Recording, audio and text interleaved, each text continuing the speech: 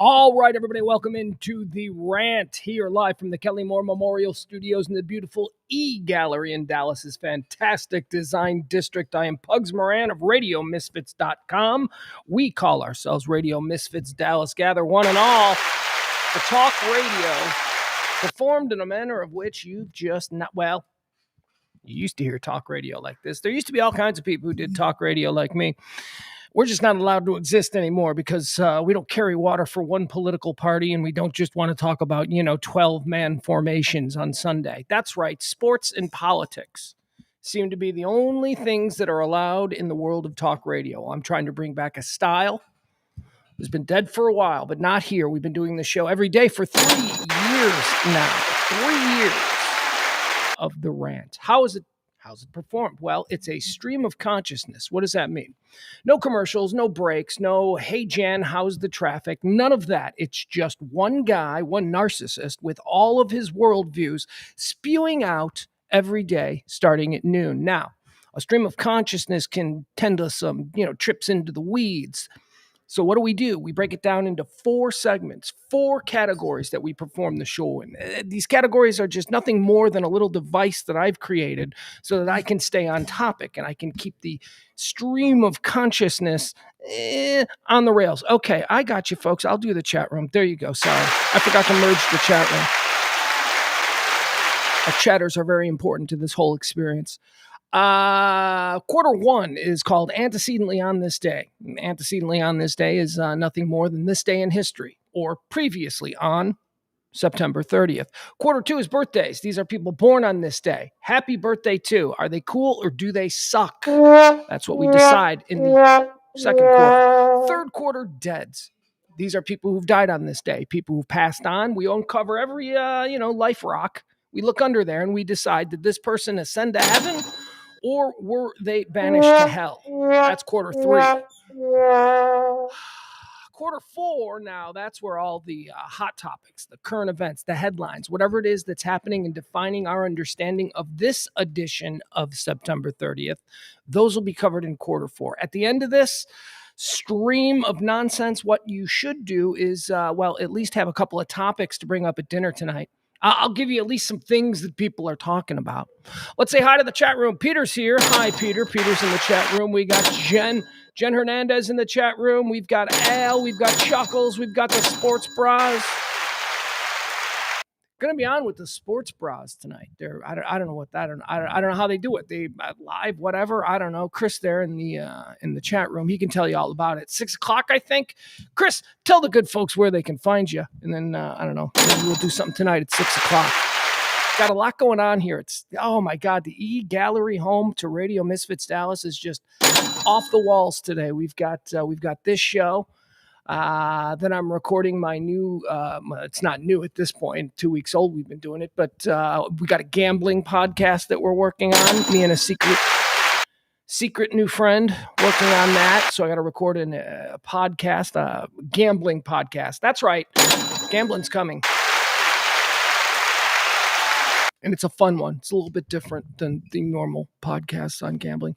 After that, let's see. After that, I got a couple of phone calls. Then I got the 6:00 podcast with Chris. And then after that, our good buddy James Parker of WBAP afternoons 2 to 5. He's going to be swinging by here with me, and we're going to work on a super secret project. So it is a busy day here at the E-Gallery. A lot of stuff going on.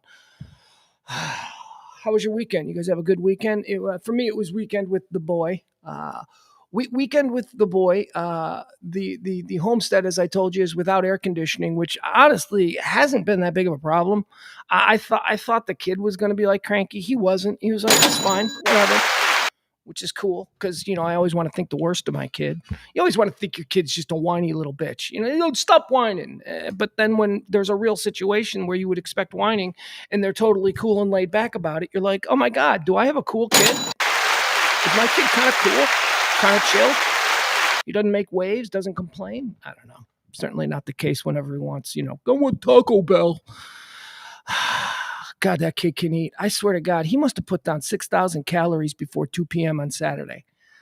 15-year-olds, man. 15, and he's a big 15-year-old. He's a big 15-year-old boy. He's like, what do you want for breakfast? I want 3 ham and eggs taquitos. I'm like, okay, I go downstairs. I whip that up. Oh, I do it with the green peppers.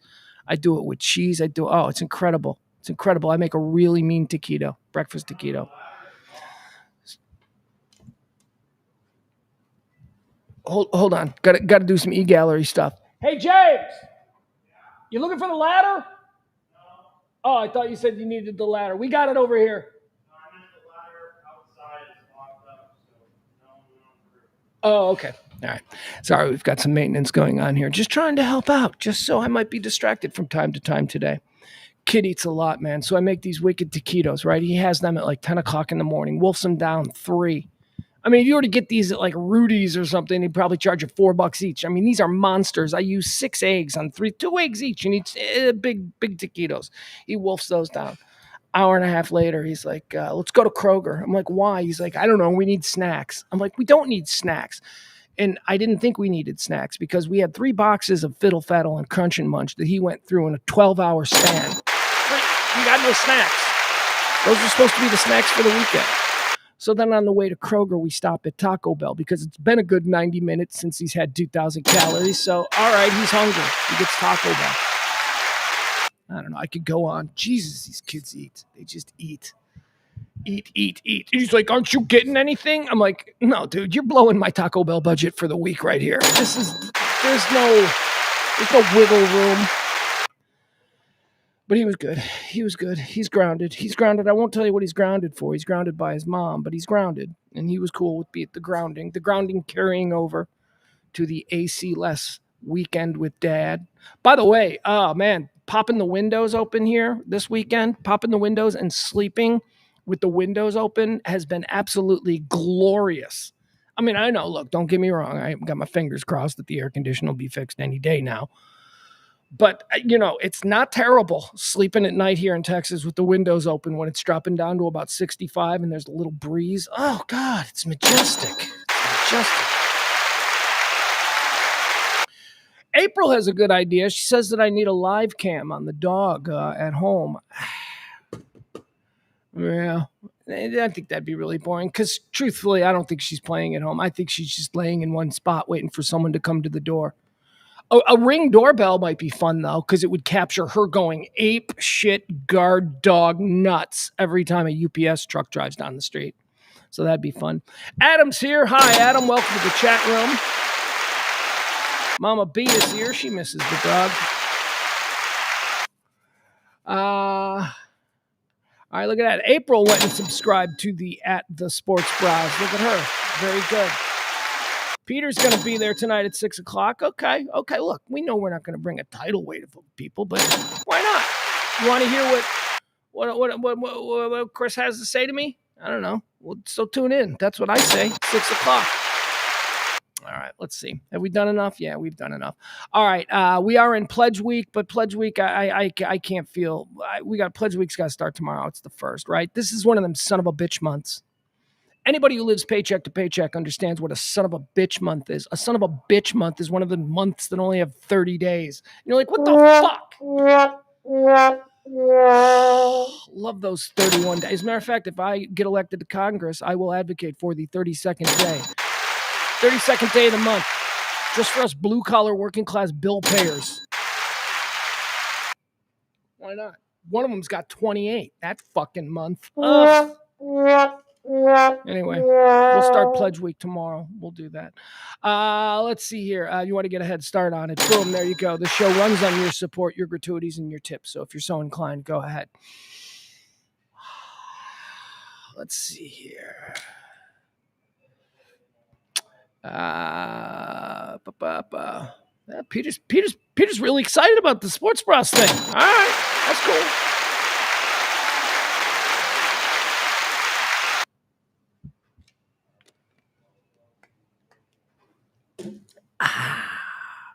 All right, so what do we need to do? Is there anything else in the small talk segment that I want to bring up from the weekend? Anything happen? Football. Here, I'll say this about football. College football was kind of I didn't really get into college football over the weekend. Here's what I watched. I went back and forth between SMU, Florida State. Go Ponies. That was a hell of a game. That was cool too, because that was happening like half a block away, and you could hear the crowd roar. Because remember, we got our windows open because no AC, so you could like hear the crowd roar, and you could hear like SMU cranking "Don't Stop Believe." It's kind of cool. It's kind of a nice little Saturday night. Big Florida State coming to town. They're right over there. What else? Okay, so I watched Florida State, SMU. I watched Georgia, Alabama. That was, oh my God. But you know what? Look, I do not like Alabama. I'm not an Alabama fan. Sorry, Ed, our owner, proprietor, Grand Poobah, Radio Misfits. I don't know. He's curiously an Alabama fan. It feels very bandwagon jumpy to me, but he's got an explanation. And okay, so who am I to judge? But it just doesn't feel right. I mean, there is nobody less Alabama than Edzilla from Radio Misfits. He's not. Dude lives in like a penthouse skyscraper. He's not okay, but whatever. So during that game, they were trying to make this out to be like, it's the last 10 years have just been cutthroat between these two teams. And then they show like the last 10 years. And it's like, Georgia was good 1 year. They were good 1 year. Every other year it was Alabama. So this really isn't the rivalry we're trying to make it. And it certainly didn't look like that on Saturday night. Bama just kicked the shit. You know, I would argue that if Georgia, okay, so if we're saying that over the past, say, decade, Bama has been the dominant team in college football, I think that's a fair statement. I think whether you like Bama or not, that's a fair statement. But then this argument that Georgia is number 2, what? I mean, I would argue that Clemson and Ohio State and maybe even Washington could make that argument as loudly as Georgia. Anyway, that game was a big disappointment. Last night's Bills game was a big disappointment, but I am telling you, there is something scary about the Ravens. I know they haven't been, gangbusters early in the season, but there's something scary about a team like that when they put it together. Their defense is ridiculous. Derrick Henry looks to be like Derrick Henry and Saquon Barkley, right? We treated them like they were Bic lighters. This last offseason, it's like, we don't want them anymore. We ain't going to pay them. You don't pay running backs anymore. And then look at them. Look at what they're showing. Both of them. Although, Saquon, I guess, Philly's in decline. But I'm just saying, I think the Ravens are scary. I think the Bills are the second best team in football. But I don't know what the hell that was last night. That did not look like what I expect from a Josh Allen-led team. But anyway, I'm telling you, you got to be afraid of the Ravens. That team is spooky. Here's what I want to say about my team. Cowboys didn't play, so we don't have to talk about Cowboys. Here's what I'll say about my team, my Bears. And I'm going to say this proudly, and I'm going to say it loudly. We're not bad. That's it. That's as far as I'm willing to go. That's it. Those are the baby steps. We've been one of the worst teams in football the last couple of years. I mean, last year was okay. We started to come back. But for the previous 2 seasons, like 2022, 2023, I mean, the Bears, we had the number 1 draft pick in the draft, and we traded it to Carolina, and they took Bryce. That's too bad, but they did it. And that's going to come home to roost next week because the Bears, who are now not bad, they are not bad, okay? We have gone from being a team that other teams see on the schedule as a win like 3 months out. They're like, oh, that'll win. We can count that because the Bears suck. They don't suck anymore. They do not suck. Now, that is not to say that they're good. I'm not saying they're good. I am just saying they are no longer in that, quagmire with Carolina and other such teams. I don't want to beat in any fan bases, but you know what I'm saying? And that's good. Those are called baby steps. We don't think we're going to win, 10 games, but we're like, we don't suck anymore. That's good. That is progress. As a fan, when you've been beaten up the last couple of years, and you know what I'm saying, Mitch Trubisky, I mean, come on, that was rough. That's going all the way back into like the 2018s. You go from Mitch Trubisky and then the heartbreak of Justin, who, by the way, I told you when the Steelers traded for Justin Fields, I said, I don't care that Russell Wilson's there. There is no way that Russell Wilson beats out Justin Fields in a fair camp. Now, it wasn't a fair camp because Tomlin Russ got hurt, or got his feelings hurt, and he's like, "Whoa, what about me? I thought he came here to start." So Tomlin declared, even before camp started, that Russell Wilson was the starting quarterback there. But then Russell Wilson did Russell Wilson stuff, and he's limping around, and he's not practicing. So Justin got the start, and he ain't never looking back. He is the starter of that team. And I'll tell you right now, Steelers are in a really good position. There are teams out there that will trade. They will trade for Russell Wilson. You don't think the Miami Dolphins would give... You don't think the Miami Dolphins would... I'm trying to think of what it would be. The Miami Dolphins would trade with the Pittsburgh Steelers for Russell Wilson right now. Maybe the Jets, too. Yikes. All right, that's football. That's sports. There you go. We just did some sports. But my team isn't bad anymore. They're not like a bad team. They're a trap team now. My team are now one of those trap teams that good teams come to play expecting it to be easy, and then they get beat. And it's like, well, if you can't beat the Bears, no, you can't say that anymore. You can't say that anymore about this team. The defense is on the precipice of being elite again.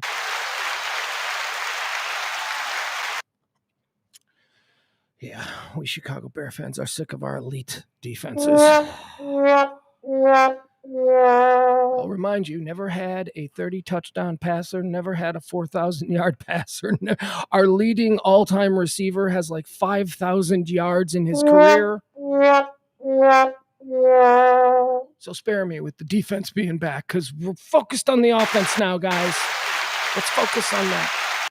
All right, let's get started with today's show. It is, we'll just start it. Here we go. All right, ready? Are you guys ready? I had to flip the page here so I know what I'm looking at. It is The Rant with me, Pugs Moran, live from the Kelly Moore Memorial Studios in the beautiful E-Gallery on RadioMisfits.com. It is the 30th and final day of this son of a bitch month, September. Yeah, son of a bitch. One of them 30 months. Son of a bitch. There's not a tomorrow. This month doesn't have a tomorrow. That's it. 30 days. That's all they gave us. September 30th is the 274th day because of leap year. It should be 273, but it's 274 because of leap year. See, more fucked up things. 92 days remain until the end of the year, so get those New Year's Eve plans started. All right, let's do quarter one. This is antecedently on this day. These are all the events that have helped shape our understanding of what this day has represented. Oh, my God. I need a drink.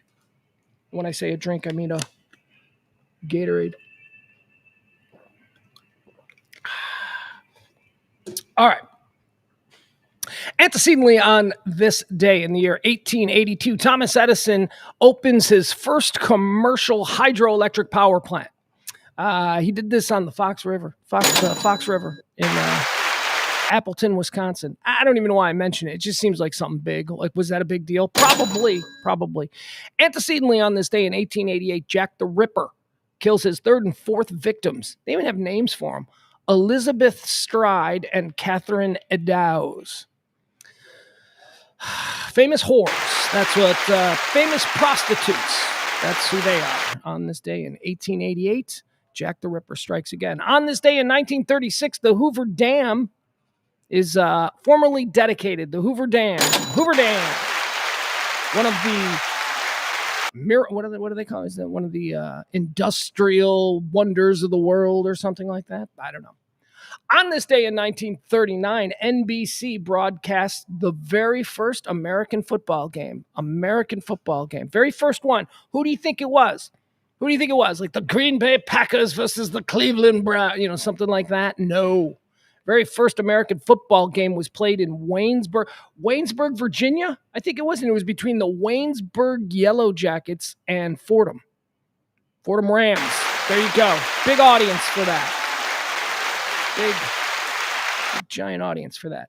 On this day in 1939. On this day in 1947, the 1947 World Series begins. It is the first to be televised. Look at that. You knew that was coming. It's the first World Series to be televised and the first to include an African-American player. It's the first to ever exceed $2 million in receipts at the games and the first to see a pinch hit home run and to have 6 umpires on the field. Look at that. Historic World Series started on this day in 1947. Antecedently on this day in the year 2005, controversial drawings of Muhammad are printed in a Danish newspaper. Whatever happened with that? Anything that became a thing, remember? That's when we learned that Islam were really, really sensitive about, draw rings. There you go. All right, that's going to do it for antecedently on this day. Not exactly a huge day in history, let's be honest. Let's do birthdays. All right, these are people born on this day, and I'm going to tell you whether or not they're cool, okay? Born on this day, happy birthday. Okay, well, here you go. Whether or not they're cool. So here's a fun one. This is a fun one. This is a woman who doesn't really get mentioned. So, I have this rant where Marilyn Monroe is overrated, where everybody's like, that's part of programming for us to go, Marilyn Monroe was just the most beautiful actress. She wasn't even close to being the most beautiful actress in Hollywood, but whatever. There were a lot of hot women back when Marilyn Monroe was being exalted as the most beautiful chubby chick at the Gap. That is who Marilyn Monroe is. Well, we got a birthday girl here. This birthday girl, she was something.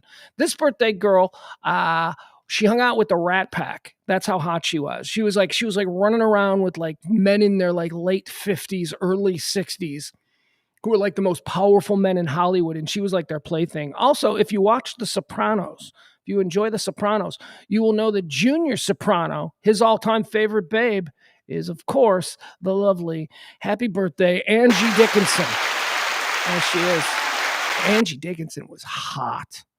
And nobody ever mentions her except Junior Soprano. Nobody ever mentions how hot Angie Dickinson was. Sinatra, I don't know who had her. Like Sinatra and Dean Martin and Peter Lawford and, these dudes, they would run around, and they also had some chicks that hung out with them.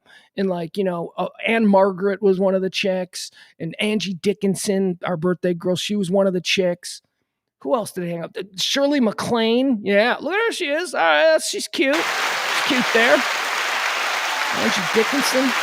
See if she's hot. I'm looking for hot 60s. There you go. There's hot 60s Angie Dickinson.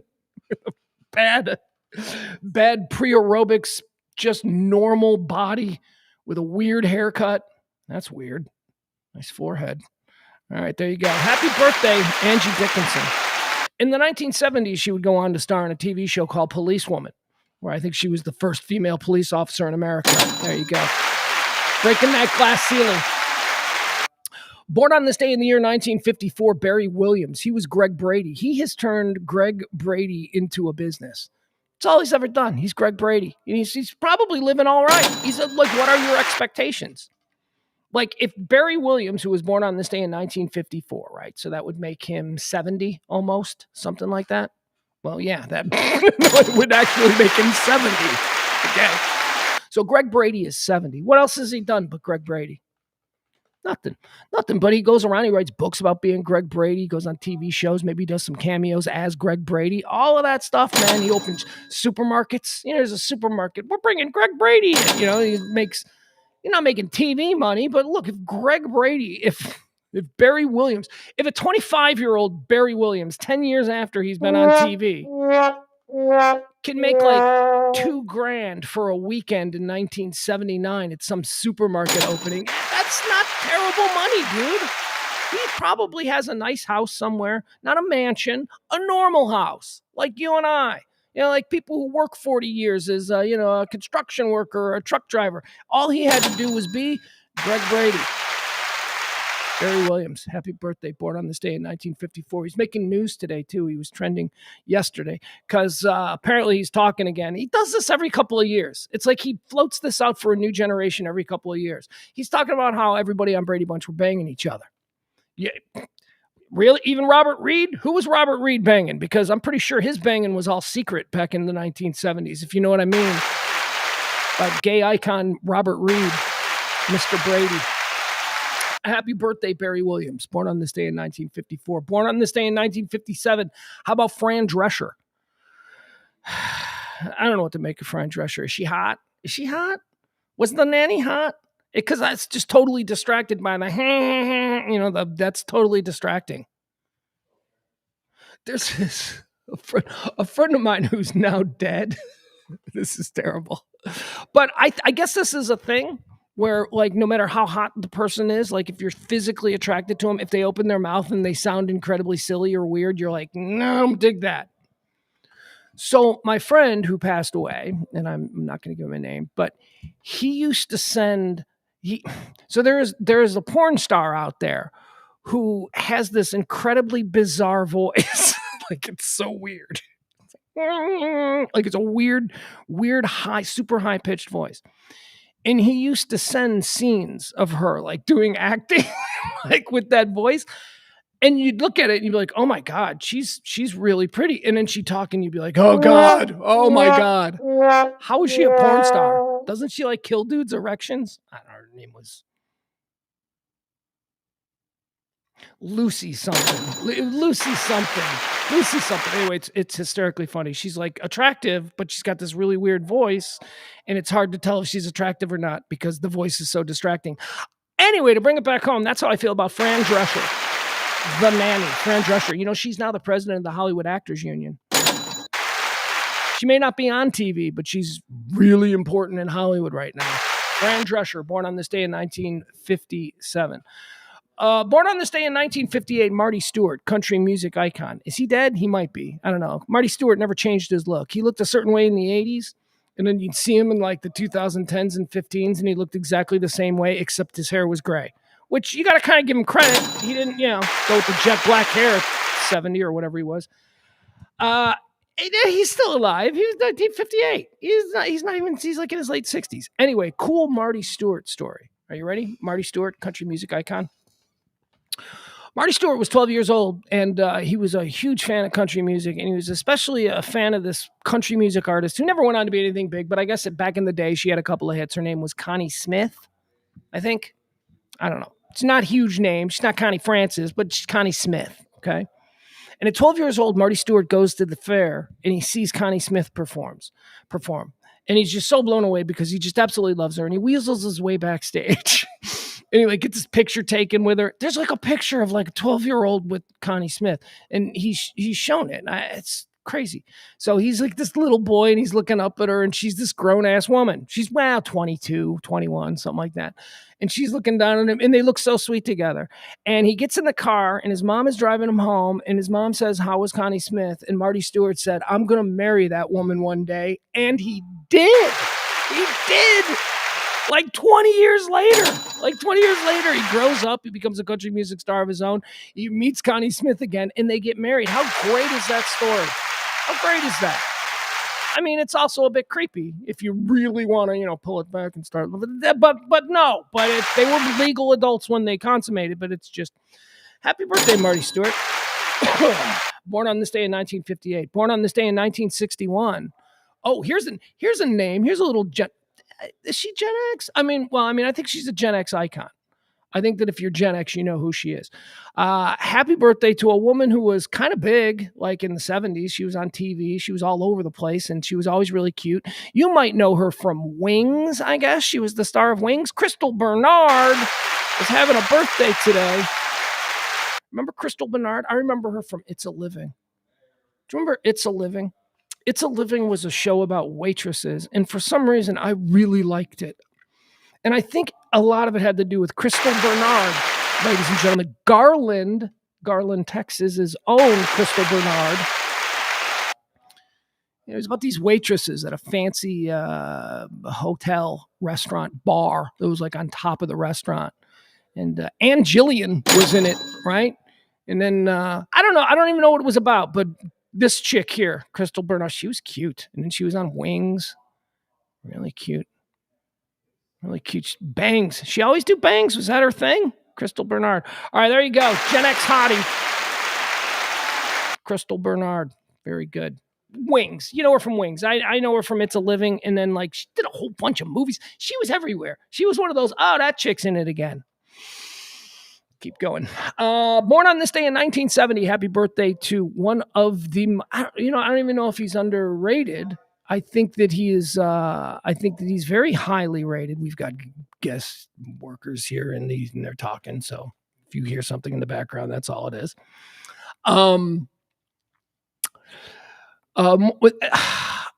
underappreciated. He's not underrated because everybody agrees that he's one of the absolute best comedic actors of this generation. But I think he's underappreciated. I don't think as many people know how incredibly talented Tony Hale is. Tony Hale. Tony Hale's birthday. Who's Tony Hale? Pugs, who's Tony Hale? I don't know his name. Shame on you.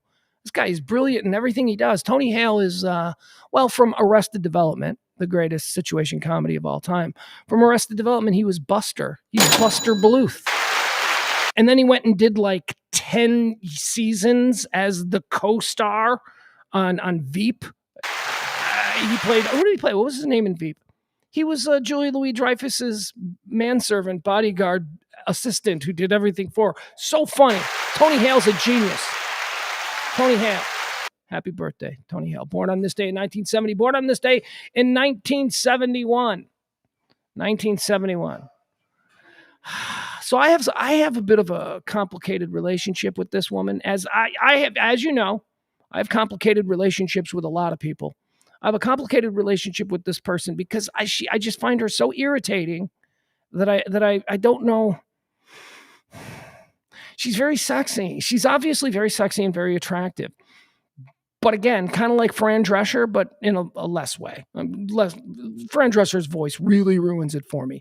This chick's like hippiness and just weird spiritual thing. It doesn't ruin it for me. It just makes it complicated. Happy birthday, Jenna Elfman. Remember her?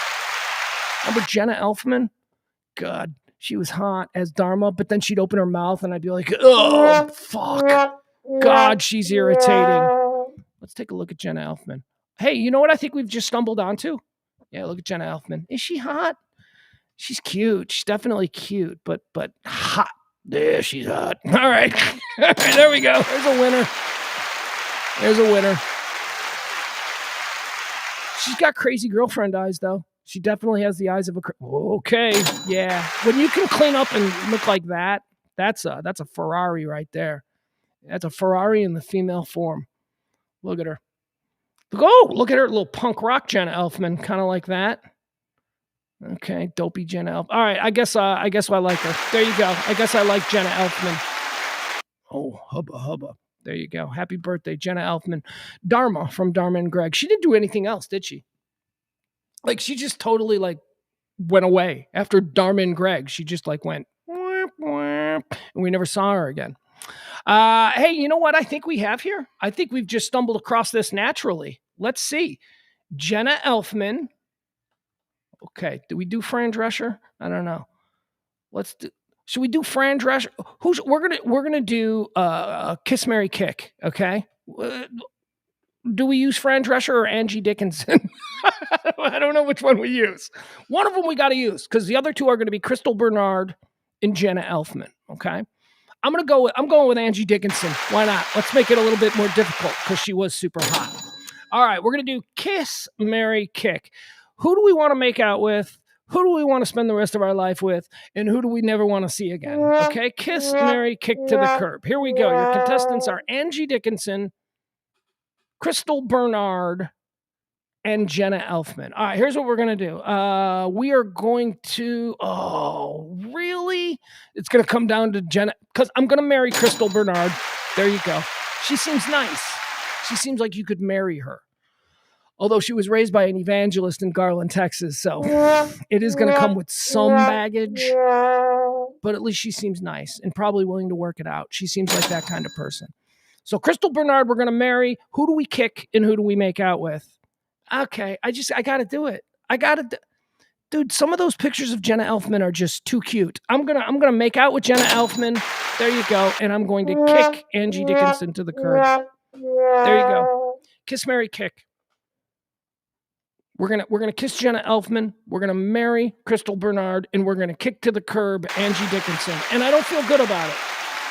It'd have been a much easier kick to the curb had it been Fran Drescher. I'm just gonna say that. All right, let's see here. Born on this day in 1982. Happy birthday to Kieran Culkin, the talented Culkin. He's awesome. Kieran Culkin is so awesome, man. Roman Roy from Succession. Everything that kid is in, everything he does, he's amazing in. He's the Culkin that's going to win hardware. And by that, I mean statues. And by that, I mean Academy Awards. Born on this day in 1984. I would have skipped over this, but in memoriam of my late great partner Kelly, she was a huge fan of this person, and I never understood why she was such a huge fan of this person, but she was, and she would talk incessantly about this person. So here you go. Happy birthday, T-Pain. T-Pain. I don't know that she was like big into T-Pain's hip hop career, although she most certainly probably did. She was a big fan. T-Pain had a reality show like back in the 2000s. A reality show with his girlfriend or something. I don't know, but she would come in and she's like, I want to talk about, and I'm like, I don't want to talk about that. That sounds stupid. But she was big into T-Pain. So happy birthday, T-Pain. Born on this day in 1992, Ezra Miller. We are in the waiting stages with Ezra Miller. Ezra Miller plays the Flash in the DC comic book movie universe, The Flash. Ezra Miller got in a whole bunch of trouble last year. I mean, like a lot of trouble in like multiple jurisdictions over the course of like 6 months. He was getting arrested on the East Coast. He was getting arrested in California. He was leading police on a chase and a manhunt in Honolulu. So he was definitely, the Hollywood studios had bankrolled him and his career by casting him as the Flash, and he was very good as the Flash. Ezra Miller's very good as the Flash. So I can see why they were like, okay, we'll put up with a little bit of this. But the Flash movie came out and it wasn't a huge, massive hit, and he's kind of been quiet. So we are right now waiting to see, is Ezra Miller's career over? Or is he just taking a break? Or, I don't know. Chances, what's the betting line on this? Chances we will ever see Ezra Miller open as the star of a major Hollywood film again. What are the odds on that? I don't know.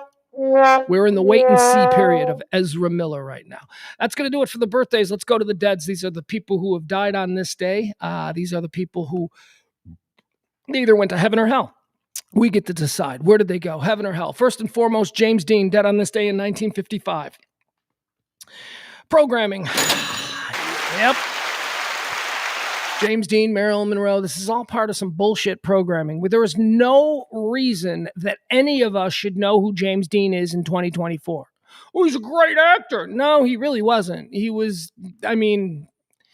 how would you know? James Dean was great. How would you know he did 3 movies? Do people realize that James Dean only did 3 movies before he died, and somehow his legacy and reputation is like, no, he doesn't deserve it. And yet his movies are all bad too. All 3 of it, Giant being the possible exception.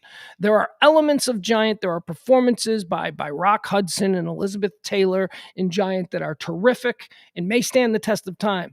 And even it's probably his best role. Let's be honest.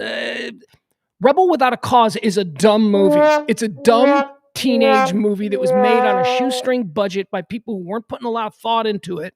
This was teen exploitation of the 1950s. It wasn't supposed to be a classic. It was supposed to be something you saw at drive-ins. But then he died, and then it all got reframed. Like, this is an amazing testament to Youth Run Wild. Oh, shut up. If you want to see a testament to Youth Run Wild, you look at Marlon Brando's filmography, not James Dean. James Dean is going to hell. Because he's overrated. All right, dead on this day in 1955, James Dean. Dead on this day in 2010, Stephen J. Cannell. Stephen J. Cannell was a television creator. He created some of the dumbest shit television has ever produced, and it was all awesome.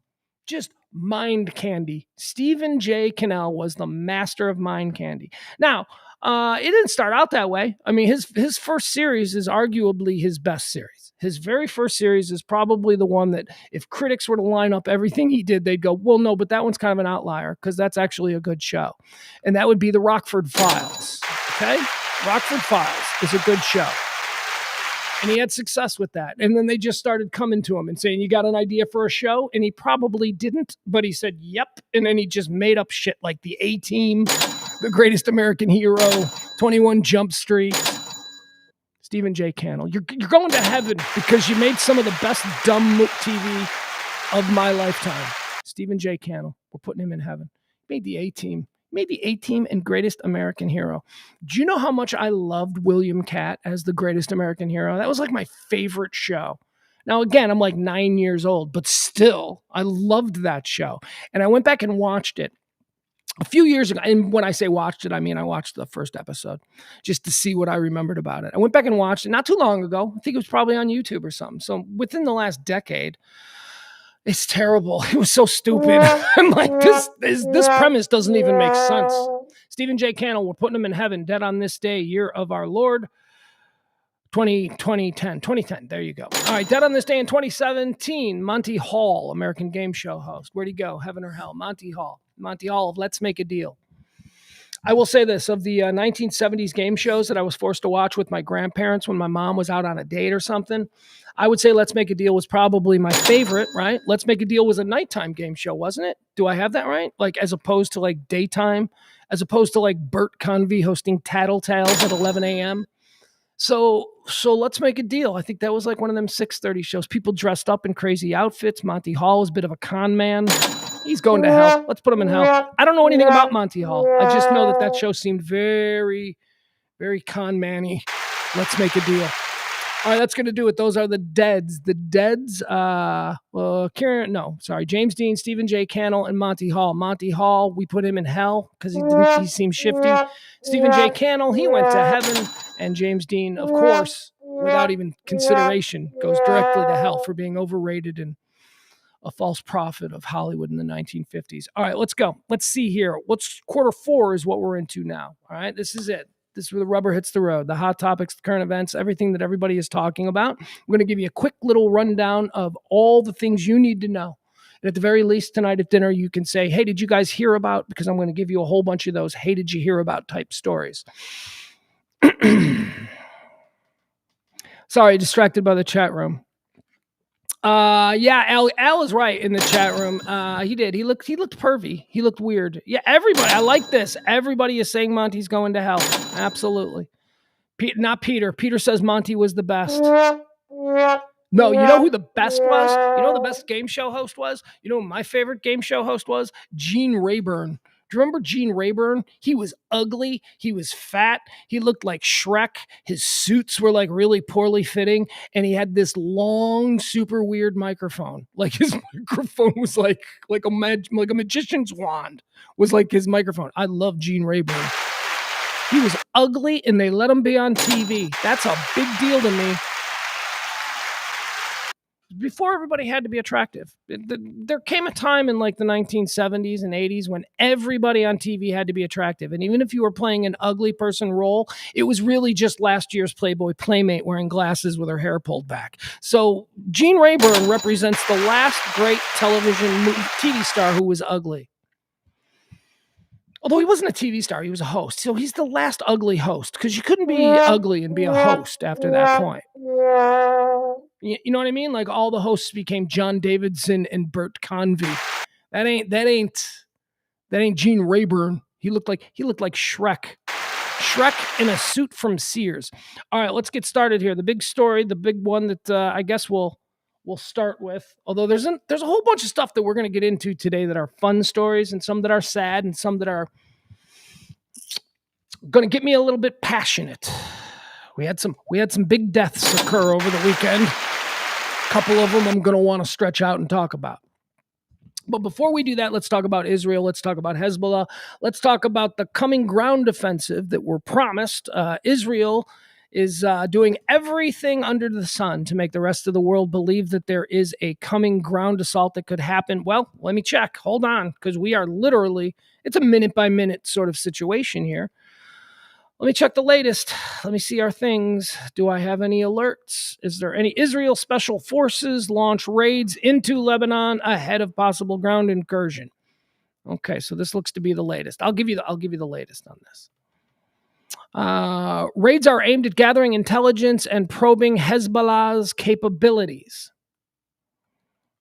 Israeli special forces have been carrying out small targeted raids into southern Lebanon. Now, remember, folks, we draw the distinction here. These are Hezbollah. This is in Lebanon. This is surrounding Beirut, and these people are really focused on the West Bank. Okay, that's what Hezbollah is all about. still have the situation going in the south, which is in Gaza, which is a problem with Hamas. Okay. So, Hamas, in the way the Israelis have dealt with Hamas, is what has drawn all of this global outcry this past year. We're switching gears, though, now. We're focused on a second front. This is Netanyahu with a second front now that he's about to send the troops in, and that's Lebanon, that's Hezbollah. Both Hezbollah and Hamas are backed by Iran, so this is the bigger story. At what point does Iran get drawn into some kind of ground war, or does Iran just go, you know what, this is getting too hot for us, we're going to cut the puppet strings, and we're no longer going to support this? A lot of people think that there is a serious political movement in Iran that wants to put pressure on the Ayatollah, the president, especially. The president is rumored to be one of these people that wants to cut the puppet strings for now. But remember, real important Iranian military personnel have been killed over the past few weeks, and apparently the Ayatollah is losing his mind. So what are we looking at here? We're looking at Israel sending tanks into Lebanon. Okay, that's going to happen within the next couple of hours, everybody says. What is the reaction to that going to be? Is it going to be Iran sending tanks in? That's what the world is on the edge of their seat waiting for. I don't know why I put the applause there, but... So if you watch these kinds of things, this is what we're watching over the next couple hours. So if you got a TV on and it's got the news and it starts scrolling something about that, this is actually something you might want to stop and watch, because this could be a very big moment in what seems like a very routine thing. The problems over there, especially since last year's attack on October the 7th, the problems over there have just become routine, right? We're kind of tuning it out. But if a ground invasion of Lebanon by Israeli forces draws Iran to do something not in the shadows, something where this is Iran responding to this, well then, we got a real big problem, because we're talking about two nuclear nations in the Middle East. And again, as I always say on these kinds of things, if this is really the story that you're most interested in, there are millions of other places where you can go for better intelligence and better stories, okay? I'm just telling you the bits and pieces. I know. Thank you, chat room. Hurricane Helene. All weekend long, they've been telling us about this. North Carolina, that place really took a wallop. Because you think, oh, the hurricane makes landfall, and then that's pretty much it. No, it went right up the coast there. It went straight up North Florida, right into North Carolina, Georgia. There are real problems. Here, let me show you what's happening here in North Carolina. Over 100 people believed dead now. Desperate residents isolated by washed out roads and the lack of power and cellular service in western North Carolina lined up for fresh water Monday, days after Hurricane Helene ripped through the southeastern U.S., killing more than 100 people. Government officials and aid groups were working to bring basic supplies by airlift. So it's not the winds on the initial night. I mean, trust me, that might blow your house away. Okay, but it's what happens in the next couple of days, and what happens with rising rivers. It's what happens with poorly maintained dams and bridges and all of these kinds of things. And that's what we're seeing in North Carolina. North Carolina is a freaking mess right now. I mean, Asheville's like underwater. Never been to North Carolina. You guys ever been to North Carolina? I never have. Seems like a nice state. I mean, not now. Right now, it seems very muddy. Like all of the shit that we're seeing from North Carolina, very muddy, very tore up. Okay, here's another story, big story from the weekend. The ISS, the International Space Station. We've been tracking this here on this show now since June. Can you believe it was June 6th? June 6th, we talked about Boeing and their big moment. On June 6th of this year, one of the big stories was the Boeing Starliner, because remember, Boeing has taken a lot of shit. Boeing's got a lot of problems with their commercial airline division. So their space stuff was always something that Boeing could lean on and go, well, at least we're killing it with the space stuff. So the Starliner goes up on June 6th for what was it supposed to be, a couple of day visit to the International Space Station. So it goes up there. The astronauts get out. It docks. It's in the driveway. It docks right there. They get out. They start hanging out. Maybe they have a dinner up there on the ISS, and then they go to get into their little spaceship, the Boeing Starliner, which remember Boeing is so proud of. So proud of our Starliner. It doesn't start. It's like and so they're stuck up there. And then we've been following this. It's been a couple of weeks. It's like Elon Musk is going to send a spaceship up to rescue them. But then it turned out that like Elon Musk's spaceship wasn't compatible with the life support suits that the Boeing people, because nothing is universal, because it's just a bunch of billionaires trying to make a better spacesuit. So then they're like, yeah, it's going to be a couple of months. You're going to be stuck up there a couple of months because we got to figure out how to. We got to invent a new spacesuit, I guess, that's compatible with the Elon Musk spaceship. So that's why they're stuck up there now. This weekend, and I was surprised by this because the announcement was made a couple of weeks back that the Starliner crew, 2 people, Suni Williams and I don't know, somebody else, I can't remember the name, but 2 people have been stuck up there now since June 6th. They were only prepared for a couple of days stay, but they've been up there now since June 6th. And it was announced a couple of weeks ago that they're going to be up there till February. February is like the next opportunity to get them back. Here's why. Over the weekend, SpaceX launched a ship to the ISS. Okay, now this ship is going to be bringing our 2 stranded Boeing astronauts back to Earth. And I'm like, wow, okay, because last I heard it was February. Are they just going to bring them back this week? No, this is still the February plan. The ship that was launched over the weekend and that docked at the International Space Station last night, the SpaceX vehicle that is designed now to bring back our 2 stranded Boeing astronauts, they're going to stay there for 3 months. What is happening? Why not just bring those people back?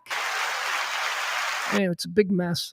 This is why I get so mad at people about space. Y'all don't understand space. It's been 50 years of Star Wars and Star Trek, and you think that we can fire bullets in space and that things explode and that we can go from planet to planet. Folks, the reality of human space travel is that we cannot even consistently get off the pad and into orbit 10 out of 10 times. We can't. We're not even there yet. Okay, so make that what you're focused on. Stop thinking about Star Wars and how we should be able to do. No, we shouldn't be able to do it because that's fantasy. That's a TV. Science is actually trying to figure out how to do things similarly. And as I say, in the 50, 60 plus years of the manned space program, we still haven't mastered getting off the pad 10 out of 10 times. I mean, look at this debacle that is going on up there at the ISS. Lower the expectations is what I'm saying. Lower the expectations and be impressed with what these people are able to do. It's easy to be impressed with the astronauts from back in the Apollo and the Gemini missions. I mean, you can look at them now by today's standards and you go, they went up in a tin can that was piled on top of dynamite. Those people were crazy. Yes, but at the time, that was the height of technology. They didn't think they were crazy. They thought they were cutting edge. That's kind of the same thing we're dealing with today. By the standards of what we'll be looking at 100 years from now, as far as manned space travel and interplanetary travel, as I hope to have by that time, the stuff that we're working with today will look downright scary. All right, that's the ISS. Tomorrow night, we got the big debate, the big Tim Waltz and what's his name? Bert, JD Vance. That's it. I forget the guy's name. He's very forgettable. The Waltz guy, he's another one too. I gotta be honest, Waltz seems like the nicer guy. But I think that's by design. That's like the whole bit. That's the whole vibe of the two things. So they're going to debate tomorrow. It's going to be the last time really that we're going to see 2 people directly involved with the ticket get in the same room, because God knows Trump ain't going to debate Kamala again. That ain't happening. And now she's taunting him. She's like, the whole Kamala campaign is like, because he knows he doesn't want to have another shit the bed performance that close to the election. He's worried. So Mr. I'll debate her anywhere, anytime is now like whoop whoop running around trying to avoid it. So tomorrow night, Vance and Waltz, that's going to be interesting. It's going to be the last time that we're going to see 2 people, mouthpieces for the tickets, the individual tickets, in the same room. Gotta tell you, even saying that doesn't make me interested. I'm just, just not all that. There's a lot of hype behind tomorrow's debate, but I'm just not there yet. Let's check back in tomorrow. Is there a football game? No, of course not. It's Tuesday. All right, here we go. Now let's talk about some of the people who have passed away. Let's talk about the big giant news that basically wrecked my weekend, made me a little bit sad because one of my favorite people of all time, one of them dudes, not one of them dudes, like the dude. From time to time, when we go through our birthdays or deaths or whatever, and we get to a person, I'll stop down and I'll say, okay, I'm going to tell you a little story now because this is one of them dudes. You know, you got your Steve McQueens. Steve McQueen is one of them dudes. Lee Marvin was one of them dudes. So was Chris Christopherson. Chris Christopherson, who passed away at the age of old. He was like much older than I thought he was. Because he seems so young all the time. Chris Christopherson, American country music. I don't know what is it? Singer, sure, he was a singer. Songwriter, absolutely, one of the great songwriters in American history. Actor, fuck yeah, dude won Golden Globes for acting. You ever seen Semi-Tough? He's awesome in Semi-Tough. What else did he do? All right, so we've covered the whole acting. What up, E? E's here. Oh, he's got breaking news in the middle of, let's see here. Oh, there you go. E here of he stepped into the Kelly Moore Memorial Studios here at the beautiful E Gallery to tell me that our old friend of the show, John Hinckley seeks redemption. New documentary probes his legacy. Now a free man, former Park City's resident. It's John Hinckley still hanging tight to the home Highland Park roots. He's touring. He's going out on tour. So since I got you here, and I can't really have you on mic. There you go. I don't have the second mic set up. I would love to put you on mic for this, but let me sit down. Let me tell you about something. You know who Chris Christopherson is? Yeah. All right. I want to get your natural reaction to this. What do you know about Chris Christopherson?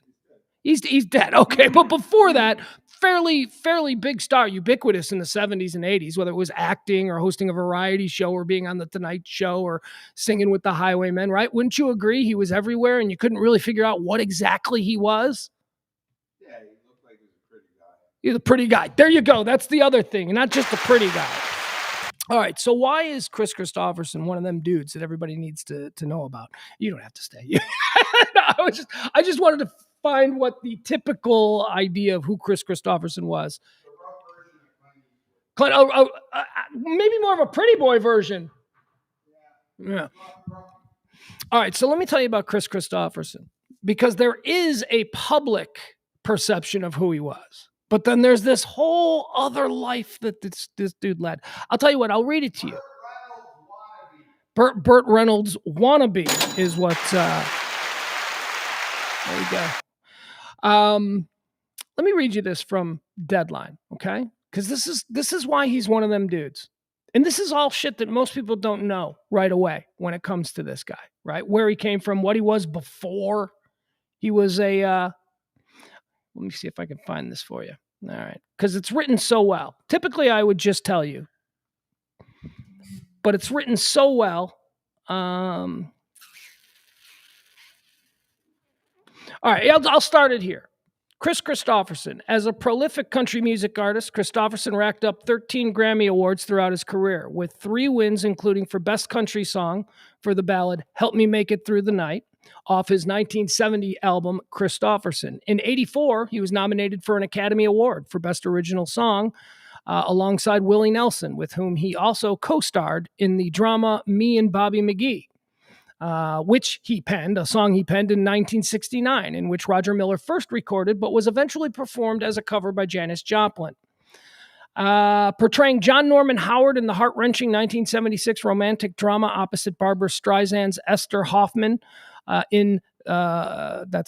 that movie? A Star is Born. There you go, A Star is Born. He won the Golden Globe. Other film credits. Okay, so this is just his movie stuff. Other film credits include Payback, which also starred Mel Gibson. I don't care. Who cares about that? Blade, of course, the original Blade movies with Wesley Snipes. He played the romantic lead opposite Oscar winner Ellen Burstyn in Martin Scorsese's Alice Doesn't Live Here Anymore in 1974. Fun fact, a lot of people don't know this, Martin Scorsese's Alice Doesn't Live Here Anymore is the basis for the really not serious drama movie, which the Scorsese Alice Doesn't Live Here Anymore was. It's the basis for Alice. You know Alice, the sitcom from CBS with Mel and Flo? Yeah, that's based on the Scorsese film. All right, here, let me give you his before acting, though, okay? Because this is really incredible. Chris Christopherson, born in Brownsville, Texas on June 22nd, 1936. He graduated from Pomona College in California and went directly to Oxford University after receiving a Rhodes Scholarship. Okay, so Chris Christopherson, the actor, the pretty boy, the musician, the songwriter, even before that, he's earning Rhodes Scholarships to Oxford, okay? Already pretty impressive. He appeared on the cover of Sports Illustrated as the quarterback of Pomona College's #1 rated division. It's not even, what is that? Small school in California. That's what it is. He was on the cover of Sports Illustrated as a quarterback for his college team in Pomona, California. Then he goes to Oxford on a Rhodes Scholarship. Oh, yeah, and before we get too far down the road, his father is a general in the Air Force. He was raised the son of a general in the Air Force, who then made Sports Illustrated as a quarterback for an undefeated small college team, and then received a Rhodes Scholarship where he went over to Oxford.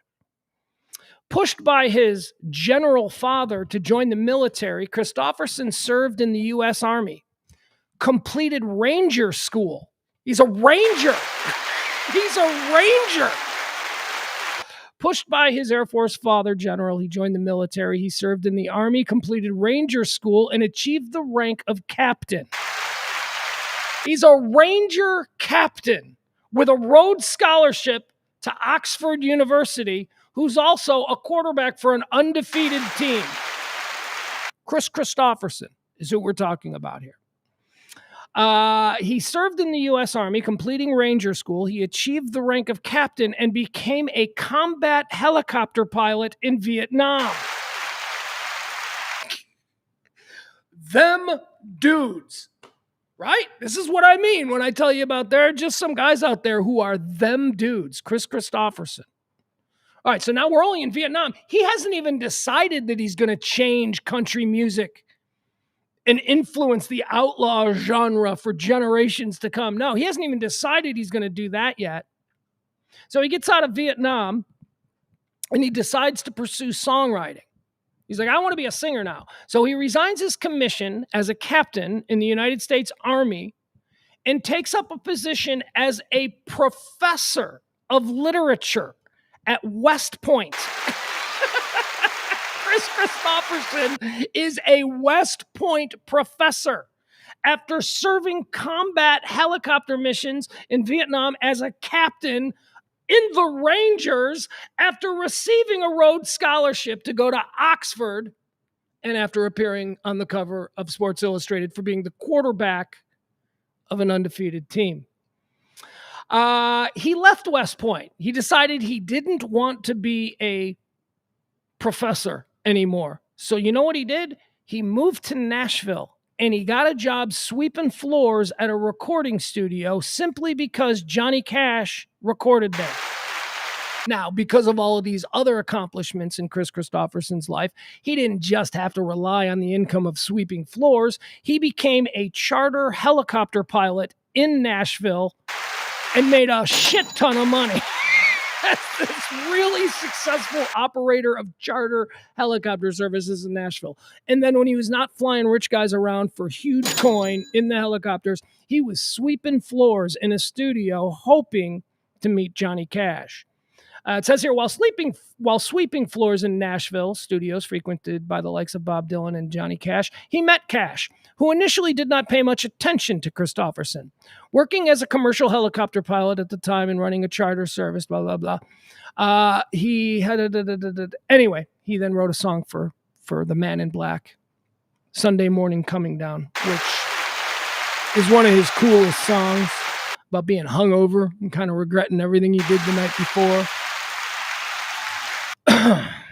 He's just one of them dudes. Just one of them dudes. And he lived a long life, and he was never afraid of anything, and he was always the coolest, nicest person in every room that he was in.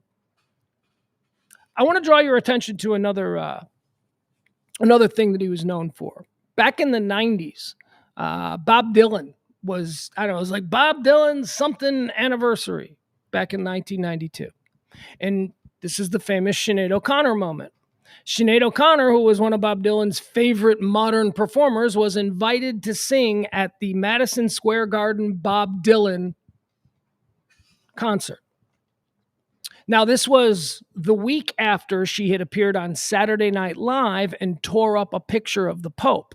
Remember this? Remember when we were all programmed to think that she was the devil, even though she was just some devoutly Catholic woman who had been systematically abused her entire life and decided to use the platform of NBC Coast to Coast Television to tell America that the Catholic Church had a sex problem? Remember when she did that and the entire country went, "No, they don't. Let's kill her career." And, a couple of years later, she was right. Her career was still destroyed, but whatever. You people had your pound of flesh. So she did that on Saturday Night Live, and then she comes out at the Bob Dylan Madison Square Garden concert, and she starts singing, and she can't sing because the entire stadium is booing her because she's the evil girl who thinks that Catholics are molesting children, and how dare she say that? And she got booed and booed and booed and booed and booed, and I don't care who you are. You hated her. The entire country was programmed to think that she was a monster. She would, of course, eventually be proven right, and we should all apologize. But, we don't do that. We don't apologize.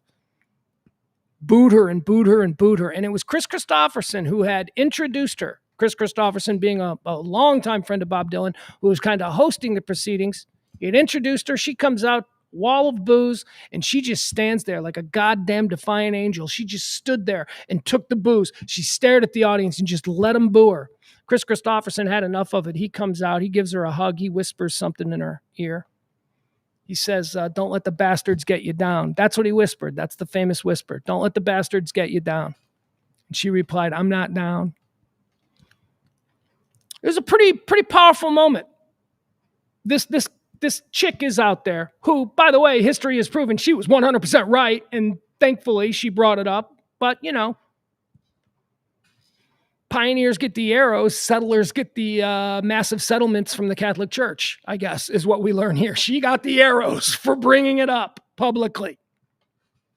And Kris Kristofferson was the one guy who didn't give a fuck about what the country was going to say about him. Kris Kristofferson walked out there, and in this moment, he saw another human being who was being unfairly crucified by an ignorant public at large, and he gave her some sympathy. He went out there and he showed her that she wasn't alone. It was beautiful. It was beautiful. And that was one of them things I was like, man, that's fucking cool. Because I have always been a Sinead O'Connor fan.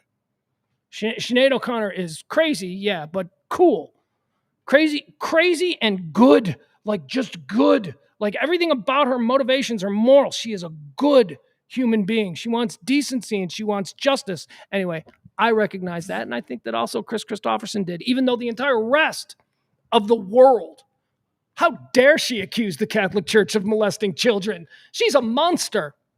Kris Kristofferson actually wrote a song about that moment. I want to play it here.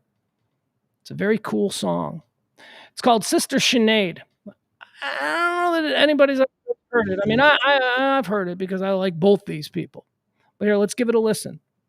And the video you'll see here is the actual video of her being booed at Madison Square Garden. But it's a beautiful song, and it's Kris Kristofferson being Kris Kristofferson because he was a dude.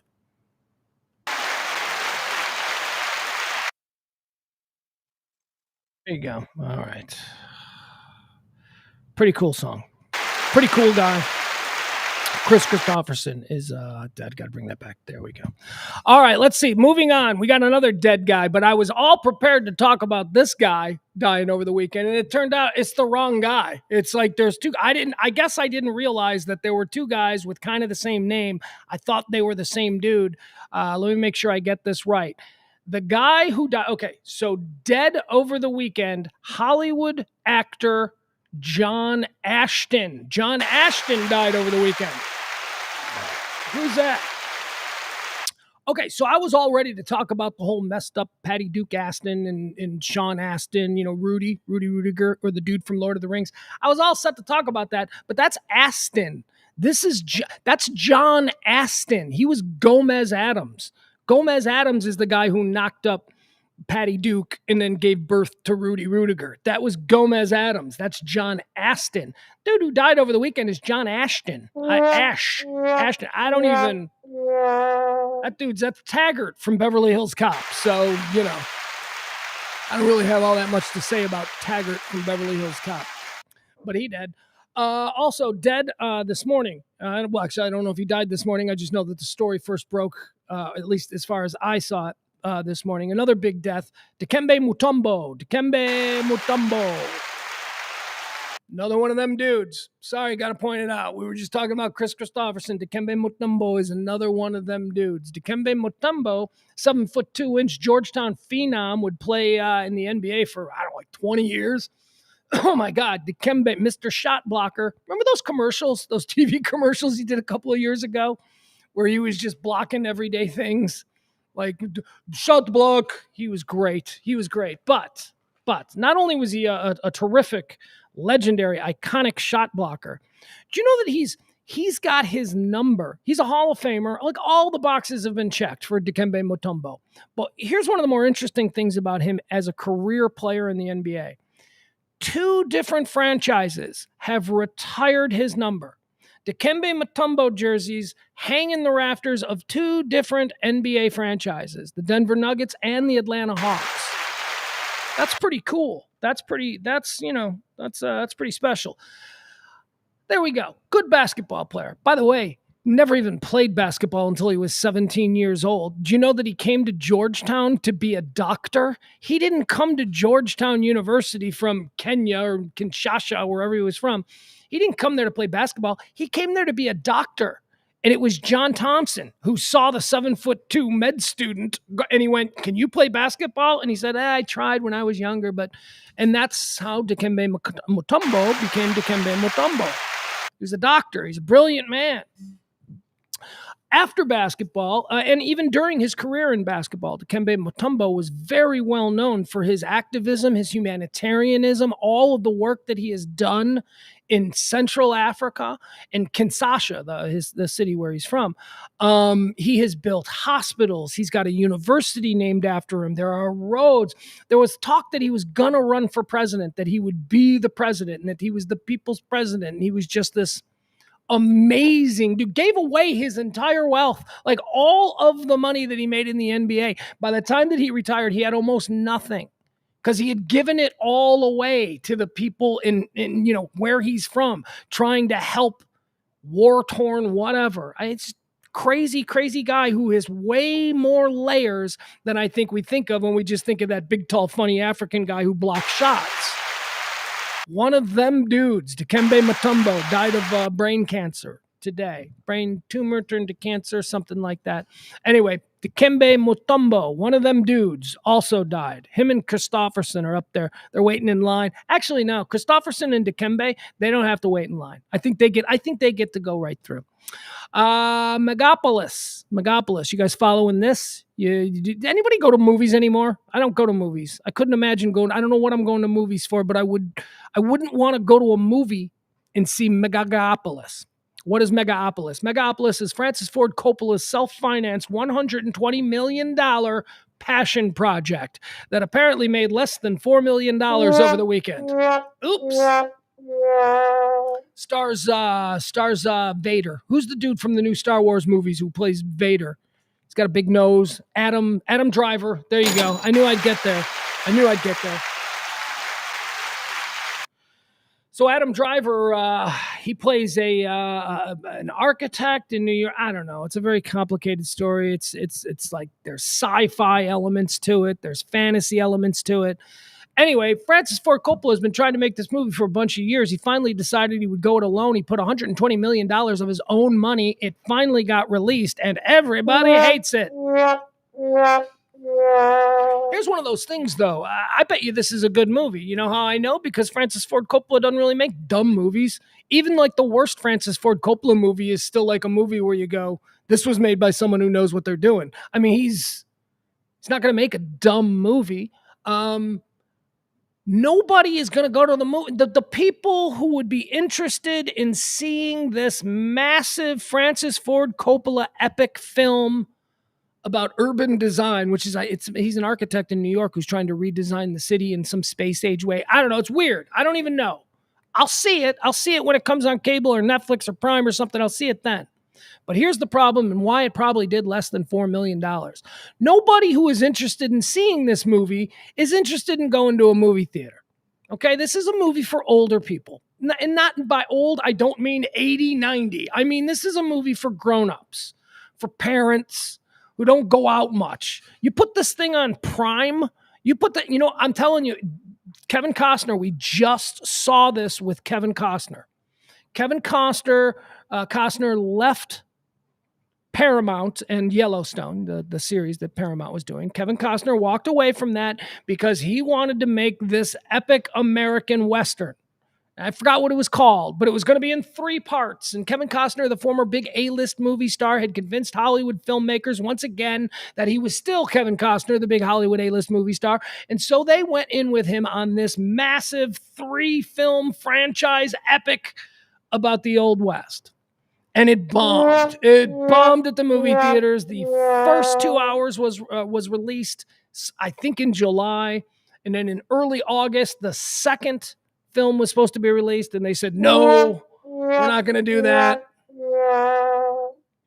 So it bombed. Why? Because grown-ups don't go to movies. Grown-ups don't go out to the movie theaters anymore. It's just too much hassle. We recognize it's such a ripoff. And besides, most grown-ups have giant TVs and really comfortable recliners and understand that, if they put it on pay-per-view for $10, I might buy it rather than have to get dressed and go to the movies. That's just how it is.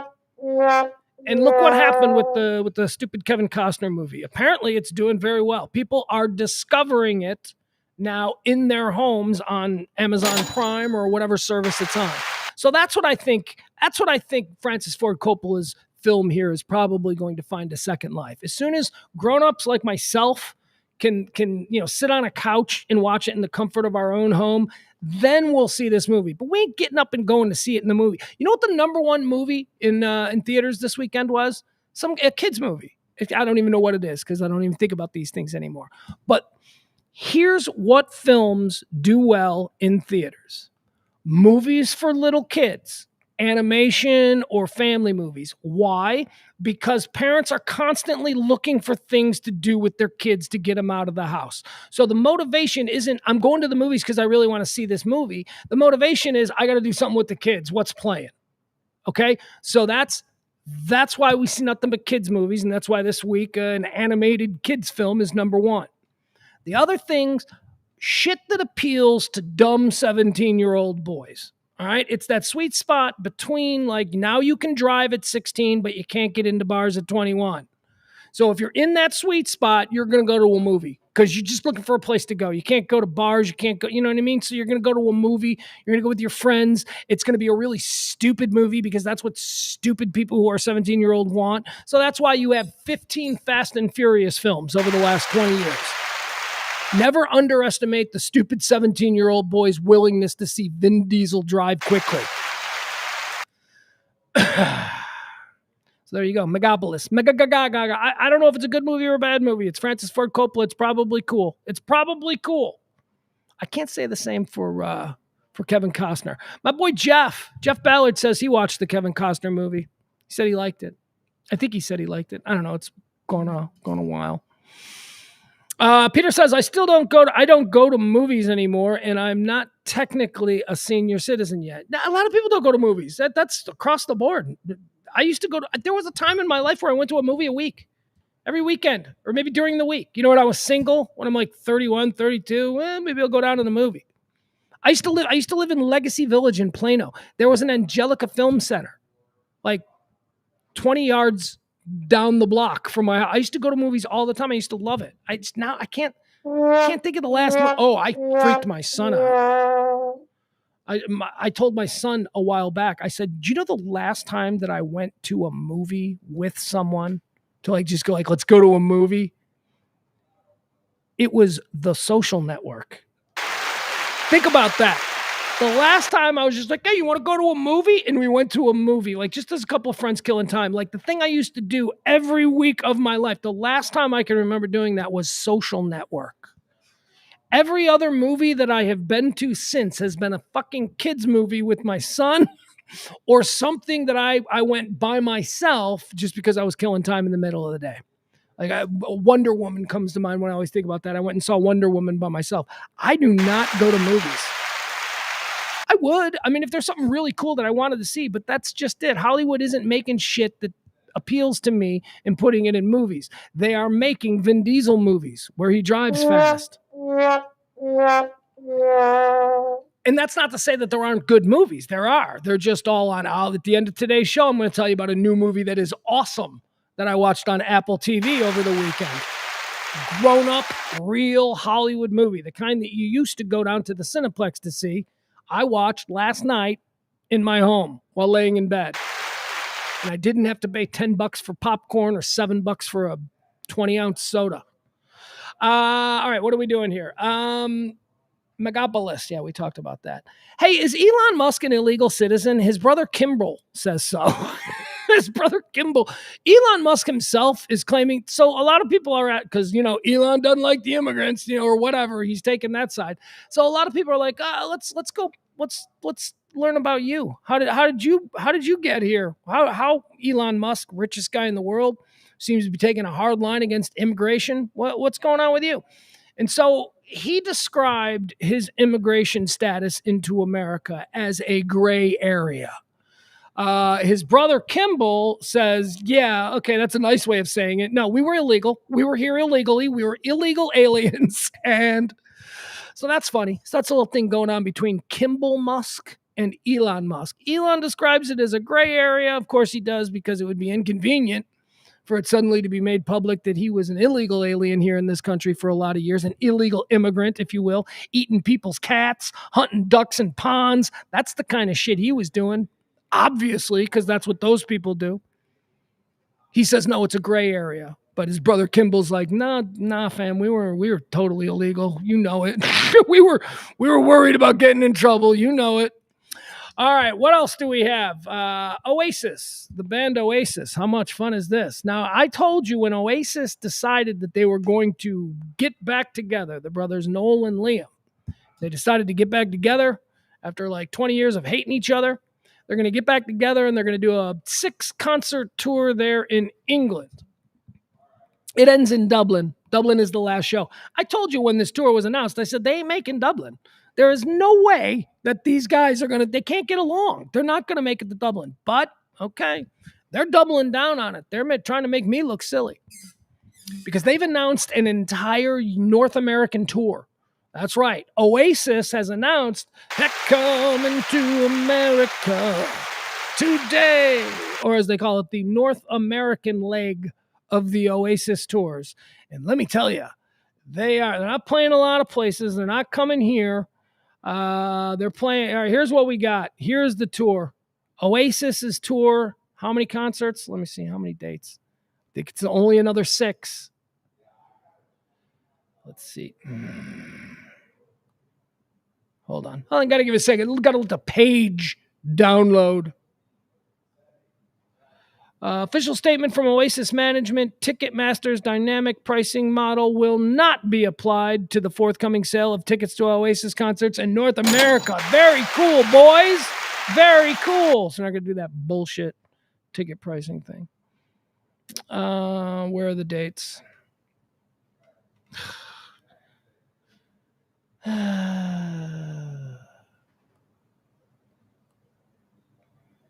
I thought it was laid out very nicely. All right, here's what it says. So here are the dates. How many is it? The band will play. All right, so ACES, their North American tour. The band will play at Rogers Stadium in Toronto. Okay. Soldier Field in Chicago. Oh, that's the one. That's the one. On August 28th. That's the one I'd like to bring my kid to. Oh, man, that would be awesome. Soldier Field, Oasis. Woo. MetLife Stadium. So that's the Meadowlands. The Meadowlands in East New York. I see what they're doing here. And the Rose Bowl. The Rose Bowl. They're playing the Rose Bowl in Los Angeles. And then some giant soccer stadium in Mexico City. So that's it. They're coming to America, North America. They're only playing like the biggest stadiums in the biggest cities in the different sections of the country. Toronto, Chicago, New York, Los Angeles, and Mexico City. Those are your homes for the Oasis tour that's coming next summer. All right, very good. I won't be going, but I got a dream though. My dream would be to go to the Soldier Field show. That would be cool. I've seen enough concerts in Soldier Field that I understand and I enjoy them. Let's talk about Saturday Night Live. Saturday Night Live debuted on Saturday night. Look at that. 50th season. It is their big 50th season of Saturday Night Live. And they promise us that all season long, every single episode will have something that is, dedicated to the past 50 years, something that we've done. So in other words, what I take from that is whole lot of Saturday Night Live alumni are going to be showing up in sketches and I'm all for it. That is terrific. We got our first taste of that over the weekend with the debut of season 50 of Saturday Night Live. I've got the cold open here. Let's watch the cold open because that's really something that I don't know. I anticipate, like I anticipated it, or I was not anticipating it, but I was talking about it by about 9:30. I'm like, oh, Saturday Night Live comes back tonight. It's 9:30. I'm watching Georgia get blown out by Alabama. I'll probably be watching Saturday Night Live in an hour. I wonder what the cold open will be. I was very excited about the cold open this year because there's a couple of moving factors here. One, it's the first show of the season, which means they've had months. They've had months of content to draw from. What could they possibly choose as the subject for the cold open? Two, it's the 50th anniversary. This is the cold open for the 50th season of Saturday Night Live. It's going to be the last big one for Lorne Michaels. Lorne Michaels isn't in a wheelchair with oxygen and stuff. He will be for 75. He ain't making 75. So this is it. This is like the big 50. So I was very excited about the cold open. So let's watch the cold open and let's see how they did it. This is pretty long, so we'll watch it. Did you guys see it? I don't know. I did. I thought it was great. So we'll watch it. This is how Saturday Night Live opened season 50. And remember, the promise is old favorites from the past, old SNL alumni making surprise appearances and cameos and all of that kind of stuff. So here we go. The cold open for Saturday Night Live season 50 just this past weekend. Let's watch. Good evening. For ABC News, I'm David Muir. And is it just me, or is it kind of handsome in here? I had hoped the takeaway of the debate I moderated would be my striking good looks, but unfortunately, it was whether or not I was biased towards the Democrats. Which, duh. But in the interest of fairness, we'll be going live to rallies from both candidates tonight. Let's go first to Vice President Kamala Harris.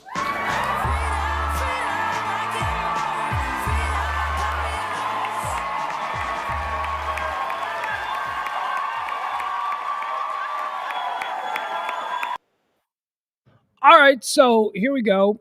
This is the well, we already knew this, right? Maya Rudolph was coming back as Kamala Harris. I love Maya Rudolph. My son challenged me over the weekend. He said, I said, oh, my kid loves Maya Rudolph. He's like, she's funny. I go, yeah, she is. And I go, she's one of the 5 best females in the history of Saturday Night Live. And I don't know why I said that even. I don't know. I think I was just trying to impress him with how old I am and how many seasons of Saturday Night Live I've seen. And he goes, oh, well, who's your top 5? And I'm like, oh, fuck.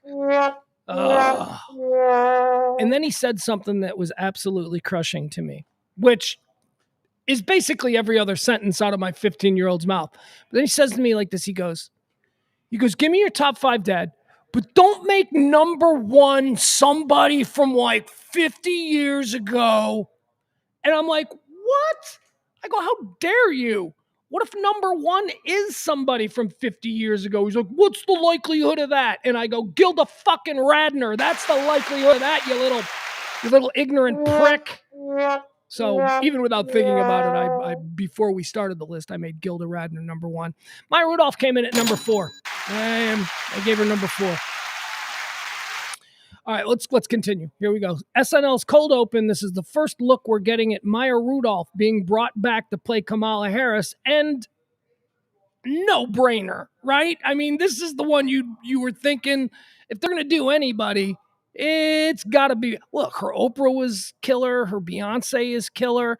Why not? Let's give Maya Rudolph a little bit of Kamala Harris. Let's see how she does it.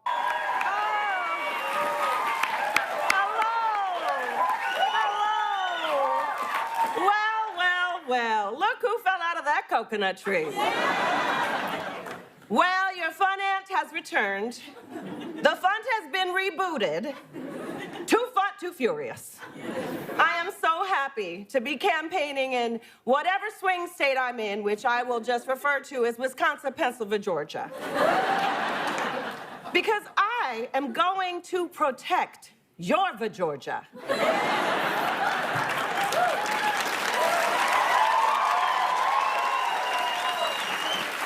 You see, my campaign is like the Sabrina Carpenter song, Espresso. The lyrics are vague, but the vibe slaps. And sure, I like to laugh, I do. But let me tell you something, if you start talking nonsense to me, I'm gonna hit you with one of these.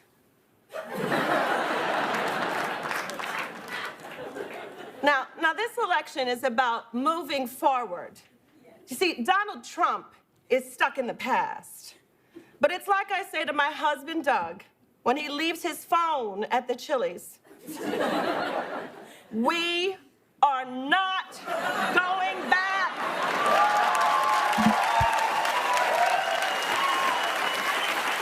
You're not. And you know, I am lucky enough to have a running mate who agrees. Come on out here, Coach Walls.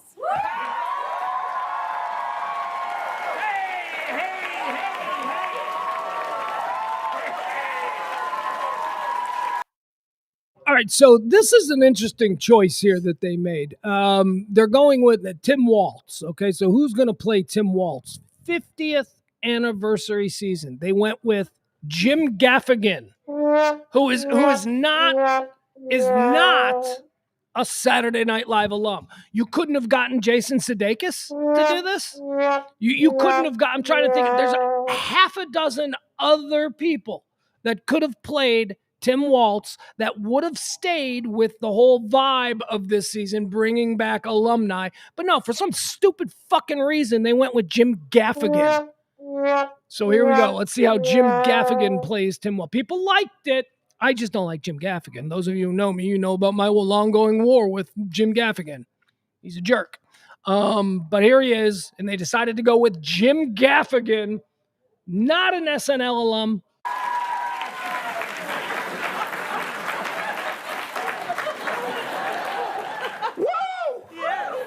Folks, I haven't been this excited since I got a 10% rebate on a leaf blower from Menards. What can I say? I got that BDE, Big Dad Energy. You see what I did there? You get it? I got it. I didn't want it, but I got it. You know, Trump and Vance are weird, all right? So I don't want to pull back the curtain really on this, but as far as like this, we're going to see a lot of this over the next couple of weeks. We're going to see a lot of Kamala, and we're going to see a lot of Waltz, and even moving on into the year, I mean, depending on who wins or whatever, we're going to see these two people playing these characters. What is really interesting is what's the dynamic going to be? What is the comedic dynamic that they're going to create between Kamala Harris and Tim Walz? How is Maya Rudolph going to play? Does Maya Rudolph, as Kamala Harris, does she like him? Does she tolerate him? So we're seeing that here. We're seeing the start of it. And what it looks like is he's a goof. She doesn't really get him, but, he's her goof. I mean, that's sort of what it feels like. But it's going to be interesting to see how this sort of comedic dynamic between the two of them play out, because they got to find chemistry here. They got to figure out how to make this work. They want the government to control what you do in your bedroom and what books you read. In Minnesota, we have a saying, mind your damn business. We also have another saying in Minnesota, my nuts froze to the park bench. I gotta be honest here, folks. When Kamala Harris called me and asked me to be her vice president, I said, yeah. This is personal for me. I love this country. And as a former teacher, I need the money. This suit is from Costco. It's a Kirkland brand. They make great dog food. Thank you, Tim. Oh, thank you. Wow. You are, wow. All right, so there it is. That's the debut of Jim Gaffigan's Tim Walz. Adam says he nailed it. Gaffigan nailed it, though. Yeah, I mean, I don't know. We'll see. We'll see. Let me see a little bit more of it. I mean, because, this was the first impression, and he was very over the top, and he's trying to establish his tone for this character. And it's, okay, so let's see how it plays. I don't know that he nailed it. I still think Jason Sudeikis was the guy. I think Jason Sudeikis should have played him. He should have done it equal parts Ted Lasso, but also a little bit of his old Biden, which was actually a young Biden, a young vice president to Obama Biden, who was a little bit absent-minded. But anyway, I don't know. They went with Gaffigan. I'm not going to complain. Let's continue on. They're unveiling all the new characters in this cold open. What a loud treasure. Okay, we love him. But Tim is not the only white dude for Harris here today. There's a very special one who's given me so much, including a sweet son and a very Brooklyn daughter. It's my husband, Doug! Teach me how to Teach me. All right, so here we go. Now we're going to meet Doug Emhoff, who's going to be playing first husband, potentially, Kamala Harris's husband, Doug Emhoff. Who's going to be playing him? Now they got the train back on the tracks. Andy Samberg. It's good. He's an SNL alum. This is great. This is wonderful. This is the vibe of season 50. This is what we want. Let's watch Andy Samberg as Doug Emhoff, possible future first husband.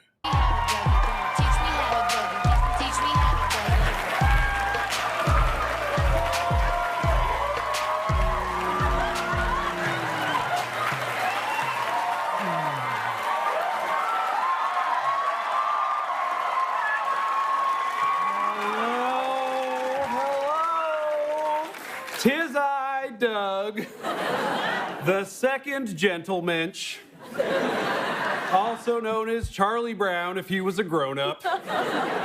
Guys, how amazing is Kamala? I mean, look at her!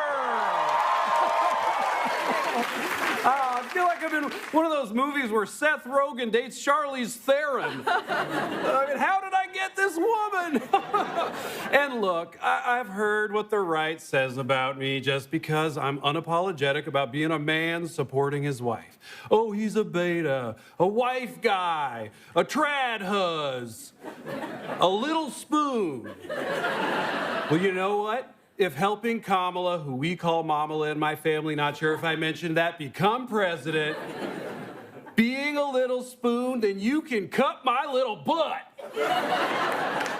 Because I am proud to join the esteemed list of presidential spouses throughout history, women and men, but all women.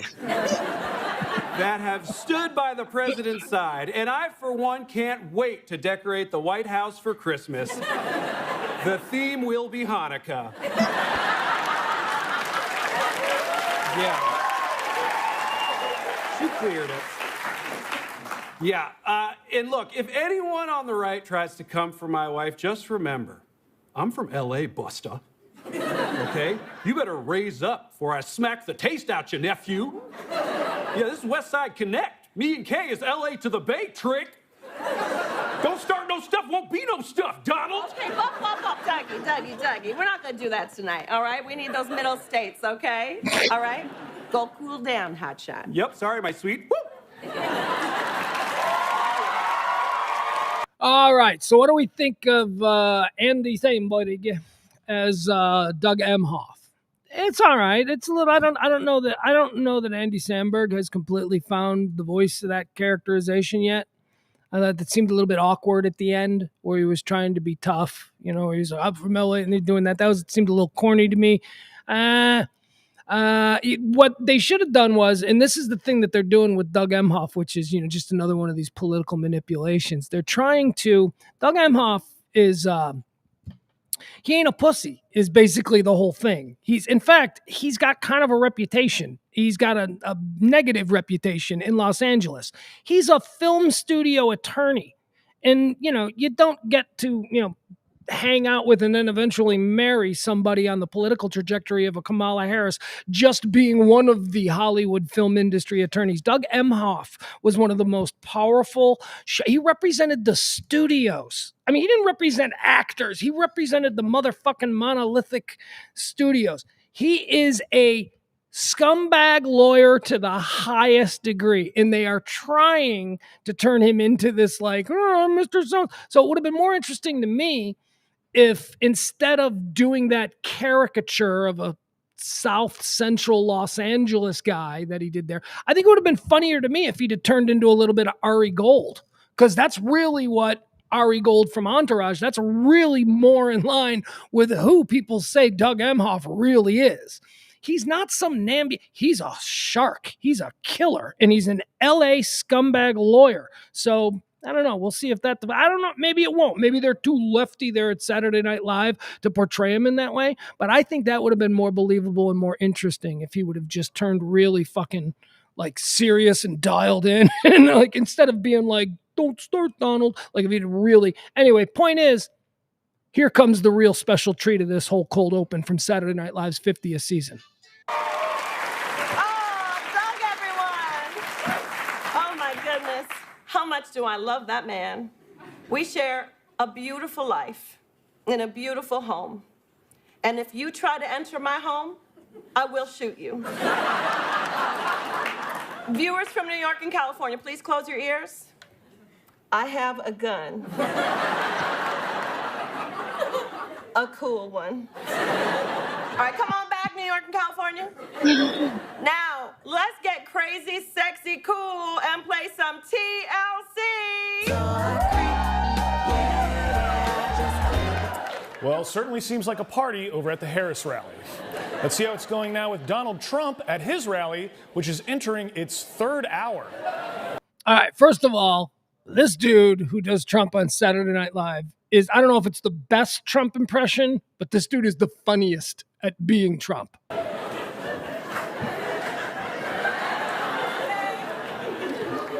Where the hell is everyone going? Where are you going? I see you trying to leave, but the doors are locked. Come on back, we're having fun. We love my rallies, except when someone does bing bong, bing, bing, bing, right at me. You know, that happened because of the rhetoric of the radical left. They say that me blaming the Democrats for inciting violence is the pot calling the kettle black. But frankly, I didn't know the kettle was black until very recently. I thought the kettle was Indian. But then he decided to turn black. I miss Joe Biden, oh Joe. We miss Joe Biden, folks. What we wouldn't give to have him stand next to me and be old. We had this in the bag, but then they did a switcheroo and they swapped out Biden with Kamala. And now everything is chaos. They're eating the dogs. They're eating the cats. They're taking your pets and they're doing freak-offs. They're doing freak-offs with the dogs and they're making the geese watch. It's very sad. It's very sad. They're doing a ditty. At least that's what I'm told by my running mate, J.D. Vance. People are saying he was a bad pick, and in many ways he was. J.D., come on up. Thank you, President Trump. Thank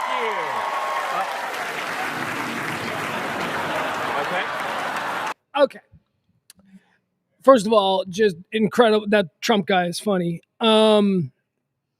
Very funny bit there where they removed the bulletproof glass for J.D. Vance. That's funny. They pull the glass away. Go ahead. This is an absolute shit the bed moment. Bowen Yang is who you're going to go with as this is stupid casting. This is a missed opportunity. There are so many funnier potential people who you could have gone back into the history of Saturday Night Live and found somebody. You tell me Bill Hader couldn't have done this funnier? You're telling me that you know who would have been funny? Who's the guy that I love so much? The guy that Chris I can't think of his name. Not Chris Kattan. That's not him. He sucks. No, who's the guy? He played MacGyver. That dude would have been a funny J.D. Vance. The guy who played MacGyver. I can't think of his name. Anyway, I love that guy. So this sucks. This is Bowen Yang. For some reason, a couple of years ago, some totally out of touch morons at Saturday Night Live decided that they were going to make Bowen Yang their like big star, and he is a complete and total spare. So they give him this. They give him this, which will be a great. There'll be a lot of chances for whoever was chosen to play J.D. Vance on live TV over the next couple of weeks and moving forward. And they gave it to Bowen Yang. Really? His Santos was funny. Yeah, that was was that his breakout? His Santos was kind of funny. Anyway, here we go. This is a complete misfire. Saturday Night Live shit in the bed, letting Bowen Yang be J.D. Vance. He's gone. He's taking the glass with him. That's fine. Anyway, hello. It is I, J.D. Vance. How much do we love Donald Trump? And just this afternoon, he told me, J.D., you're like a son to me because I don't like you and I'm stuck with you. I'm sure you've all heard what the liberal media's been saying about me. I'm a creep. I'm a weirdo. What the hell am I doing here? I'll tell you what I'm doing here, getting this crowd hyped. Yeah, you guys are awesome. Swing and a miss. Now on top platform. It's called Project 2025, and Oh, we apologize. The Trump campaign is asking us to cut away from his rally and to return instead to Vice President Harris, where the dancing appears to be wrapping up.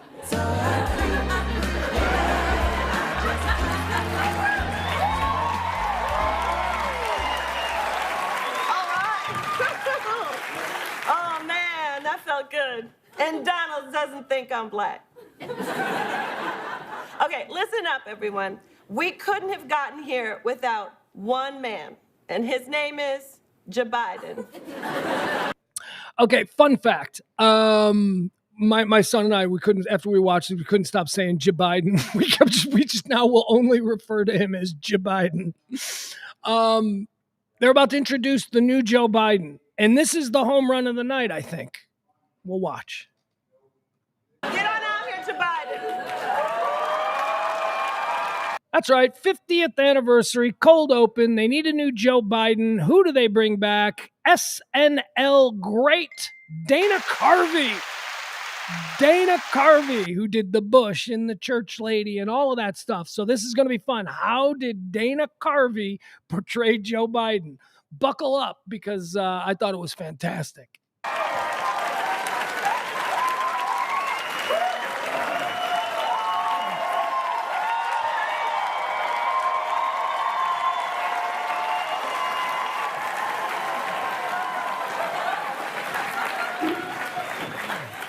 Folks, that's right. A lot of people forget I'm president, including me. But guess what? And by the way,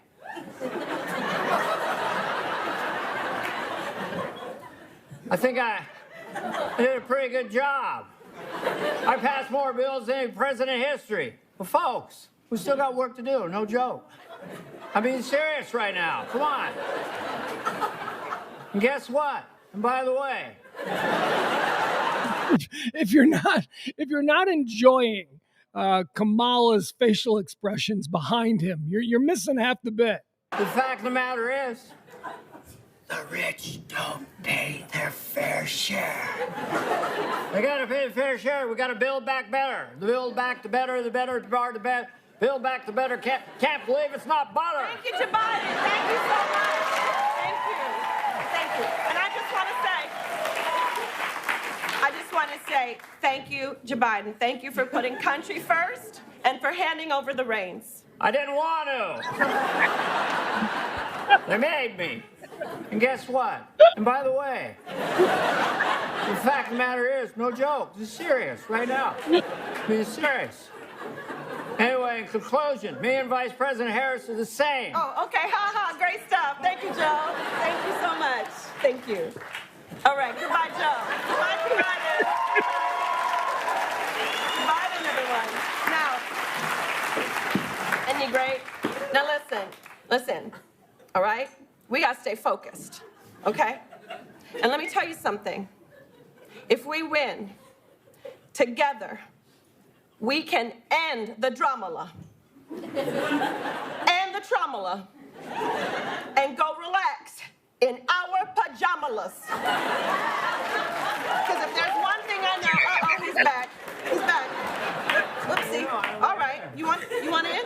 Yeah. Come on in. Okay. Hey there.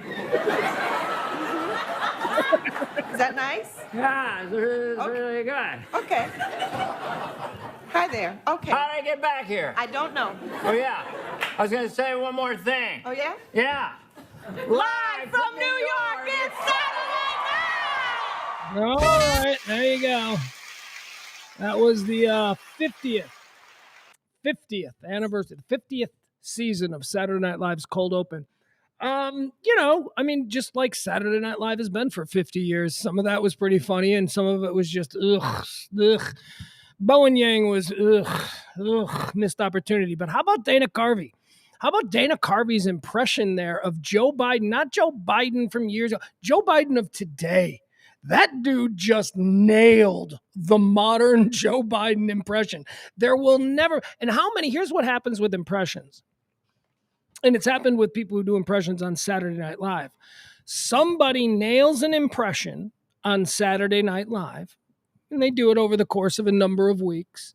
And America slowly, every office has a funny guy. The funny guy in every office starts to do a version of that imitation that they saw on Saturday Night Live. The best example of this is Jay Moore's Christopher Walken. Jay Moore did a Christopher Walken impression on Saturday Night Live, and within 5 years, everybody had a Christopher Walken, when nobody had a Christopher Walken before he did it on Saturday Night Live. That Joe Biden is fantastic. Dana Carvey, everybody's funniest guy in their office is now going to do a Joe Biden, probably based on Dana Carvey. Well, we'll see. We'll see how many more. We'll see. I hope this wasn't just a one shot. I hope that every time they have a need to portray Joe Biden, that it is Dana Carvey, right? Like that's what I think they're telling us, that for this 50th season, we've got Dana Carvey playing Joe Biden. We've brought back Maya Rudolph playing Kamala. We've got Andy Samberg playing Doug Emhoff, and Bowen freaking Yang. Who could you have brought? Who's also age appropriate? Because you can't be like, oh, Bill Murray would have been a great JD Vance. Bill Murray's an 80-year-old man. Okay, who's like a guy that can play between late 30s to 50s to early 50s, right? Who could do that? That's like a Sudeikis. That's like a Hader. Hader might have been good. Will Forte was the guy that I thought right away. I was like, Will Forte might be funny as a JD Vance. All right, let's see. There you go. What else do we have here? You know what, guys? That's about it. That's about it for today's show. Oh, I did want to talk about this. Earlier in the show today, I said that the Francis Ford Coppola film Megapolis failed at theaters because people I want to see that. I want to see Francis Ford Coppola's Megapolis, but I ain't going to a theater to see it. I'll wait for it to show up on Prime or somewhere. And there's a whole lot of people, I think, like me, and I think those are older, more mature. I'm not looking for Fast and the Furious 20, okay? I've never seen any of the Fast and Furiouses. I don't want any. I'm good on superhero movies. I'm good. I'm not saying I'm done forever on superhero movies. I'm saying I'm good right now. I don't need a superhero movie. But I like grown-up, real movies with stories and grown-up action and grown-up dialogue and stuff like that. And those movies do not do well in theaters because that audience, people like me, don't go to movies. Again, who goes to movies? Parents looking to kill 2 hours with their 5-year-old, they go to movies. So a lot of movies are aimed at them. The big successful movies are all like kids' movies. Or 16 to 20. The 16 to 20 crowd who can now drive, but they can't go anywhere, so they go to movies. And that's why we get the, Spider-Man 15 and Fast and the Furious 38, right? Because that's all. Those are the only people who go to movies anymore. So I complained, about not having any, but actually I wasn't complaining because it's totally cool with me as long as they're going to put them on streaming services or as long as I can watch them in my house. And man, oh man, did I see a great one this weekend. Terrific example of a grown-up, mature movie. Let me see is there even I didn't even have the trailer pulled up for it. Hold on, let me see. I'll give you the trailer for it. It was terrific. It is on Apple TV, and I highly recommend it for anybody that likes, hold on. Boom, boom, boom, boom, boom. Yeah, here we go. I'll show this to you. Why not? The trailer. If I'm talking about it, you may as well know what we're talking about. George Clooney and Brad Pitt play two cleaners. You know what cleaners are? Cleaners are the dudes that clean up murders.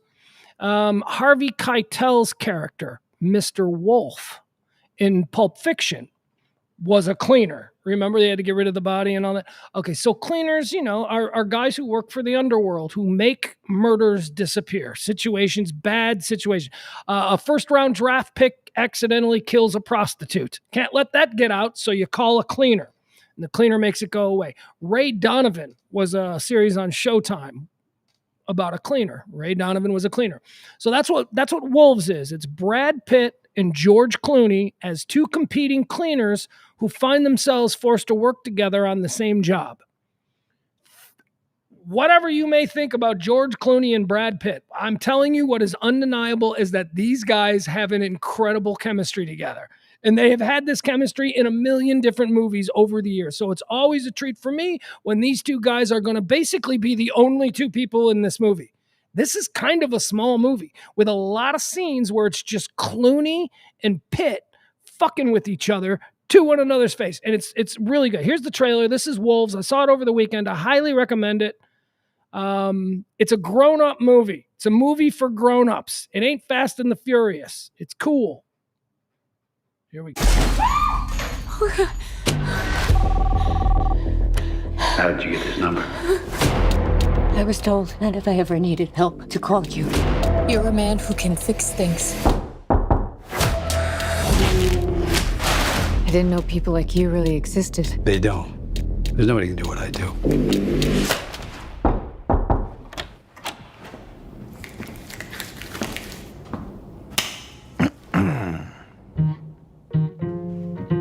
Who are you? I'm here to take care of your problem. Who called you?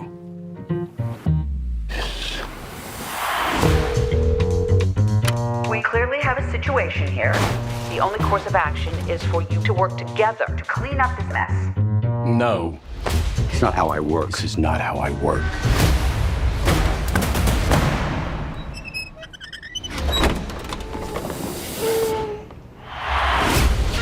Oh. It's a different thing now. It's gonna be a long night. Where'd you get the drugs? I don't know what you're talking about. Where did you get the drugs? talk.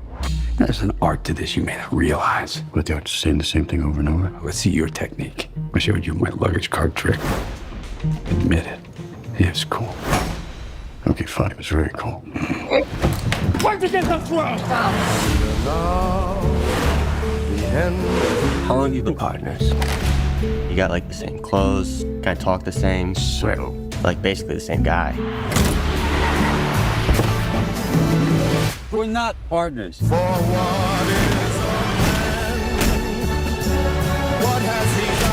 There are people out there who, if they suspected I knew what he knew and I knew what he knew, they would have us all killed immediately. What? I faced it all. And I stood tall. Stop him!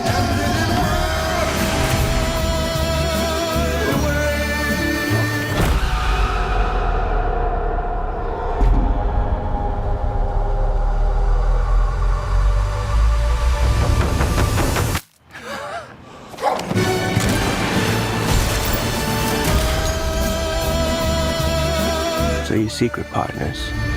We're not secret partners. All right, that's Wolves. That was so. Oh, I lost my place here. There we go. That was so good. I really enjoyed that movie last night. I hadn't seen a really good movie in a long time. Fun. Look, it's not going to win an Oscar. I mean, although it could. I mean, weirder things have happened. They do have two major A-list stars in it. But I mean, it's just a fun movie for grown-ups. All right, there's a little Fast and the Furious. If that's what you need from your Fast, there's a little sort of stuff like that, but it's all dialogue driven and it's all entirely based on the chemistry between George Clooney and Brad Pitt, and they are funny together. They are funny. So there you go. Highly recommend that on Apple TV. Wolves. By the way, there was another Apple TV movie that's coming out starring Brad Pitt. Have you guys seen the trailer for F1? Whew, I'm going to send y'all away. You can go watch that. The trailer for the new film F1 starring Brad Pitt is one of the most mind-blowing trailers I've ever seen. But I'm a racing guy. You know, I love F1 and I love Indy cars and all of that stuff. Open wheel racing, that's my jam. But F1 looks like another great racing film. And there are a number of great racing films. You know, one of the best is the Ron Howard one from a couple of years ago, Rush. Story of the 1976 F1 chase between James Hunt and why can't I think of his name? Niki Lauda. That's great. Rush is great. That stars Thor. That's Thor. You know, the guy who plays Thor is in that. Of course, Winning is incredible. Grand Prix is incredible. Look at just look. If McQueen did a racing movie and if Paul Newman did a racing movie, go see them because they're really good racing movies. But F1 looks good, so I'm excited about that. All right, guys, that's going to do it. Sports Bras. Chris, I'll be on with him tonight at 6 o'clock doing a little cross-promotional show. So go on and follow at the Sports Bras, or is that where they're supposed to go, Chris? I'm not sure. Go ahead, knock it down in the chat room. I'll leave it up for a little bit longer if people want to join us. 6 o'clock tonight. Oh, my God. And then what do we got? We got all kinds of stuff to do here. I'm gonna be here all day. So guess what? You know what that means? Burger King for dinner. That's right. I'm gonna get Burger King. Ooh. Ford versus Ferrari, Adam says. Another really good. Ford versus Ferrari is a great movie. Yeah, I don't consider it a racing movie. I mean, I know it's a movie about the backdrop of, but that's more of like a historical. This is about the history of that. Like if you see Grand Prix or Le Mans, you know these were filmed at actual races using real footage of in-car. I mean, the films are actually about the race. So. But no, you're right. Ford versus Ferrari is incredible. I like racing movies and I like submarine movies. I do. Those are like my two favorite subgenres of films. I like submarine movies because when I was very little, my grandpa made me watch Run Silent, Run Deep with him. And I don't know, for some reason, that movie just grabbed me. I'm like, oh God, that movie's great. And so now whenever I see like on A&E or, American Movie Classics or whatever, Run Silent, Run Deep, I'm like, I'm down. It's a good movie.